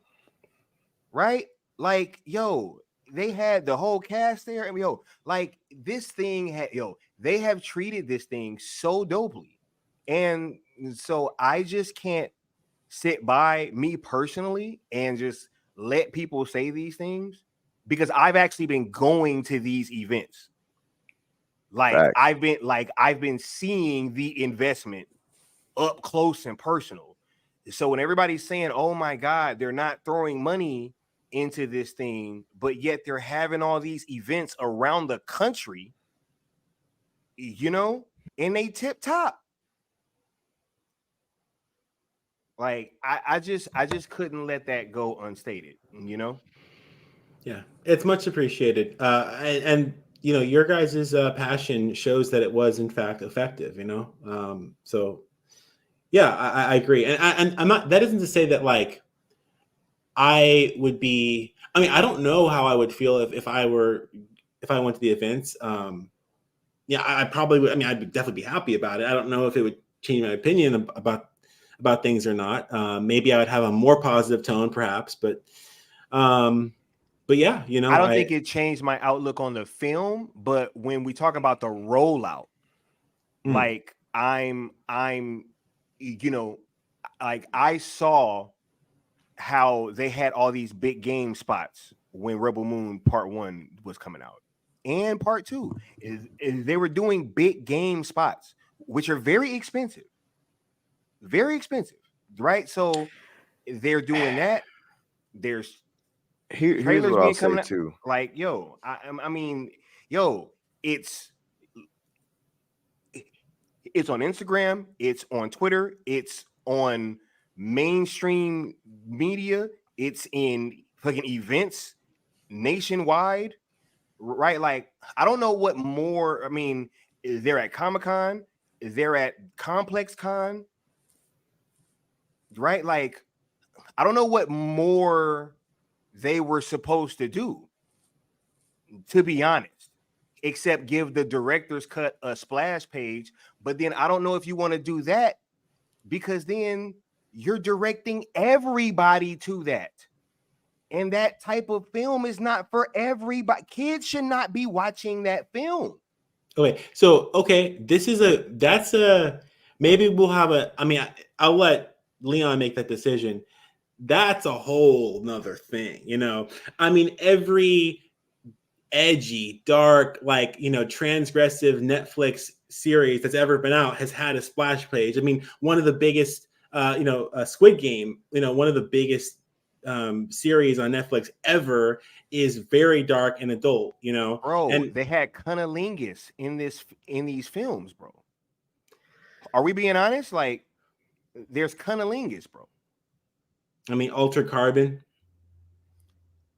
Hey, I didn't really watch Altered Carbon like that, but wait, what about Altered Carbon? Well, it's just like, okay, I mean, I don't know. The argument this guy is saying is that this shouldn't be for kids. Altered Carbon wasn't promoted for kids. Well, correct. He related to they're not being a splash page, because whenever there's something new, it goes in the front. It doesn't matter what it is. You are an adult. You're 18-year-old. You have a credit card. You're paying for Netflix. You choose. There's a Netflix kids mode if you want to do that. But if I'm on Netflix adult mode, I should see whatever is that I'm paying for on the splash page when it's new. So I don't know. Like I'm not against you, but I was literally talking to somebody that put the movie on in front of their kid, and it got to the core part and he had to cut it off. Okay, that's fine. So what we're talking about is filtering content, because a streaming platform is going to have everything. Okay, so what you're saying is that if if it's not an adult, if it's not for kids, it shouldn't be on the splash screen. But there's other things that you can do to. Go ahead. Tell me what you're saying. No. My point is that their main concern, and I'm gonna give this in this argument. Netflix's main concern is making sure that people view that PG-13 cut. Point blank. Right. Okay. Gotcha. I don't think that the director's cuts serve that kind of purpose. Like, they are there for the fans that want that type of content, that know where it is and know where to get it. I hear you. If there are two different versions, they're going to push for the PG-13 version. Got it. So what you're saying is that you're going even a step further and saying that not only are they trying to promote the PG-13 versions, they're actually, in a way, making it more difficult. So that way, if you know that it exists, you almost have to look for it. Is basically what you're saying. You know where the Zack Snyder fans had no problem finding that movie. Got it. I mean, I hear what you're saying, but I think that's what that it implies certain things. I mean, no. I think that film is for the Zack Snyder fans. Like, I didn't say that it wasn't. I didn't say that. Right. But what I think Scott's trying to say is whatever implications that you could say, it's kind of irrelevant. Because the rollout was there is PG-13. a PG-13 version, bro. Right. Like that is, and I think that's the part where people that don't like that, they don't like the notion that the PG-13 cuts came out first. Yeah. You're never gonna be able to say, well, okay, I get it, because that happened first. Yeah. So no matter what, it's just always going to be those things occur first. And so everything after that is a unnecessary or unreasonable or damaging or terrible compromise, when really that's not the case. I'm not saying you're saying that, Mike. Okay. I'm just saying, like, that's the argument. I think I understand your guys' perspective a little bit better. I do. Yeah. I do. Yeah. Yeah. I'm not coming up on here like pining for Netflix, bro. Like, if I would have went to this stuff and it would have been, because I'm not that guy. I'm 100%. I'll go a step further, guy, Sky, and I've been trying to say this. Let me say this real quick. I'll go a step further. If this shit sucked, I wouldn't be flying from Florida to California, and I'll give you a reason why. When Rebel Moon came out, or not Rebel Moon, when Army of the Dead came out, I wasn't showing up to any of these events. They had events for Army of the Dead. I didn't show up because I wasn't feeling Army of the Dead like that. I thought it was okay. Thought it was cool. I'm looking forward to what's coming next, because it was like, it's a cool starting point. Looking forward to seeing what's coming next. Fine. And guess what? I'm not one of those people that's like, oh my God, if they shelve it, that means something. I don't give a shit. Like, I don't get into these stupid arguments. Directors get their shit shelved, greenlit all the fucking time. Doesn't matter. But for some reason, all these little conversations that we're having, they're unique to Zack for some weird reason. That's kind of the point of this entire stream, the analyzing a hero's journey. All these conversations that exist within many major directors and small directors and directors that you'll never fucking hear about. These conversations only exist in the way that they do uniquely to Zack, because when you hear his name, for some reason, it sparks a different vibe, a different energy, and a different form of conversation and approach. But back to my point. I didn't show up to none of this Army of the Dead shit because I was like, it was all right. It was all right. It was fine. When I watched Rebel Moon, I was like, I want a ticket. I'm looking for a plane ticket so that I can fly my ass across the country so that I can see what's good with these movies. I want to see it in theaters. Point blank. Just to let you know that I don't just twerk for Zack. I don't twerk for anybody. You know what I'm saying? Like, I show up to shit that I know is gonna be good. And if it's trash, I'm like, damn, I'm not flying back out for these director's cuts. I saw them too, and I was like, yo, that shit was dope. I just looked at it on its basic bare form. Sci-fi actioner that gave me something to sink my teeth into, where Star Wars was failing, where other franchises were failing. Star Trek, every fucking sci-fi thing that's a major IP failing with their agendas and their narratives and their BS and their corporate speak and their DEI or whatever that acronym is, all that nonsense. Here comes Rebel Moon to give us something that is away from the norm, something to shake up the same old bullshit. And so to me, all this talk about rollouts and Netflix cut it out. I'm not saying everybody on the panel. I'm just saying by and large, everybody chill out. Go press play, grab you some popcorn, curl up with your chick, and just watch it and have fun. It's okay to have fun with a Zack Snyder film. Not everything has to be deep. F-U-N, bro. That's that F Facts. word. Like, You got to good stay Lord. away from that, bro. Yeah, for real. So with that You being gotta stay said, away. the fun word, right? With that being said, go ahead and it's going to wrap this up. Mike, brother man, where can they find you? Oh, I had a request. Mama Bear wanted me to read this in my voice, apparently. She said, "Joy is a singular moment that lasts a lifetime." So there you have it. Anyway, a request from Mama Bear. Where can they find you, brother? Millennial Mike. Twitter. You can find me at. I'm surprised you're there, bro. Like, you took a major hiatus. I did. I Now you're took back. a year and a half hiatus, and I think part of it was kind of like the Rebel Moon thing was probably part of it, and but yeah. So at the Exiles Net. At the Exiles Net is where you can find me on Twitter. My Substack, I write I write some articles and some reviews and things like that on there. You can find it me at millennialmike.substack.com. Mama Bear, can you do me a favor? Can you put this information in the chat so the chat can get a visual, if you don't mind, or any other mod? That would be awesome. And then you can also find me on Discord as well. I have the Exiles Network Discord. The Reasons I'm Broke Discord is my buddy Dan. He has a podcast. Actually, we just did a discussion, me and Dan, on the Reasons I'm Broke podcast. It's going to be coming out soon, so you can watch out for that as well. That's what's up. Appreciate you, Mama Bear. And thank you, Mike, for... I haven't heard Reasons in a while, man. I got to check y'all out. Yeah. No, Dan's great. We had a similar dynamic, Oh Lord. Two contrarians. Well, no. The dynamic between me and you was similar. So he is more. Yeah. Gotcha. Okay. I was about to say, damn, what does that look like? No. I'm always alone. Word. The man himself, my dog, the big homie, Skywalker the Jedi. We all know where we can find you, but just in case, where can they find you, brother? What we doing next? Man, shouts out to all y'all, bro. Much love to the Millennial Mike once again for coming on the show, coming on the panel, and for holding his ground. Much respect, bro.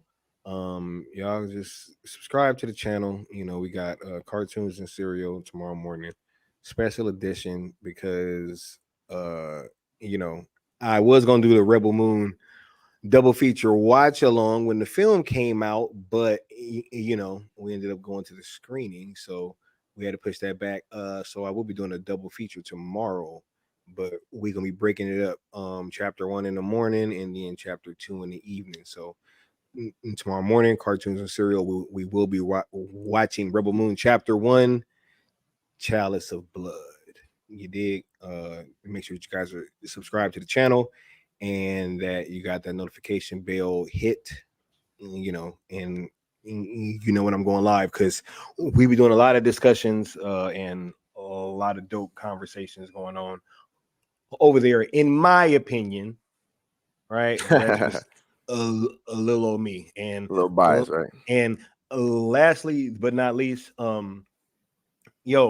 if it's one thing that I've learned, it should be going to experience these things for yourselves. Like, that's the one thing is that I've kind of been trying to stress to everybody that I know that kind of does content. I think that everybody should start pulling up to this, because like what happens is when you're there, you can't. I mean, it is impossible for somebody else to tell you what happened if you were actually there, like right, experiencing it for your own eyes. And you know, being at that event and seeing who was there and then leaving and seeing an article lying, like it was really a wake-up call for me. And so I just really think that everybody should try to experience these things for yourselves. Go see these films for form your own opinion, right? Check them out. And hey, if there is something going on with your favorite filmmaker or any type of franchise that you're into, just try to actually go and see if it's lit, see what it's like. Because yeah, that was just kind of what made this whole rollout conversation kind of tough for me. But shouts out to the homie Leon. Appreciate you having me on, bro. And yeah, absolutely, that's where y'all can find me. Eddie. For sure, man. This was special. I didn't know how special it was going to be because we didn't really have a discussion. Like neither one of us really sat down and like discuss how this is going to flow. We just kind of off the dome with it, you know, freestyle. So this is cool. I appreciate y'all, and definitely appreciate the chat, and appreciate the replay crew and the New Geeks overall. This channel is small, you know, but hey, what we talk about is pretty big. So shout out to y'all. And until growing, next time. bro. Oh yeah, it's growing. Absolutely. It's lit, man. People are gonna like what they hear, I think. Hey, hope so. Hope so. Absolutely. I appreciate y'all. Until next time.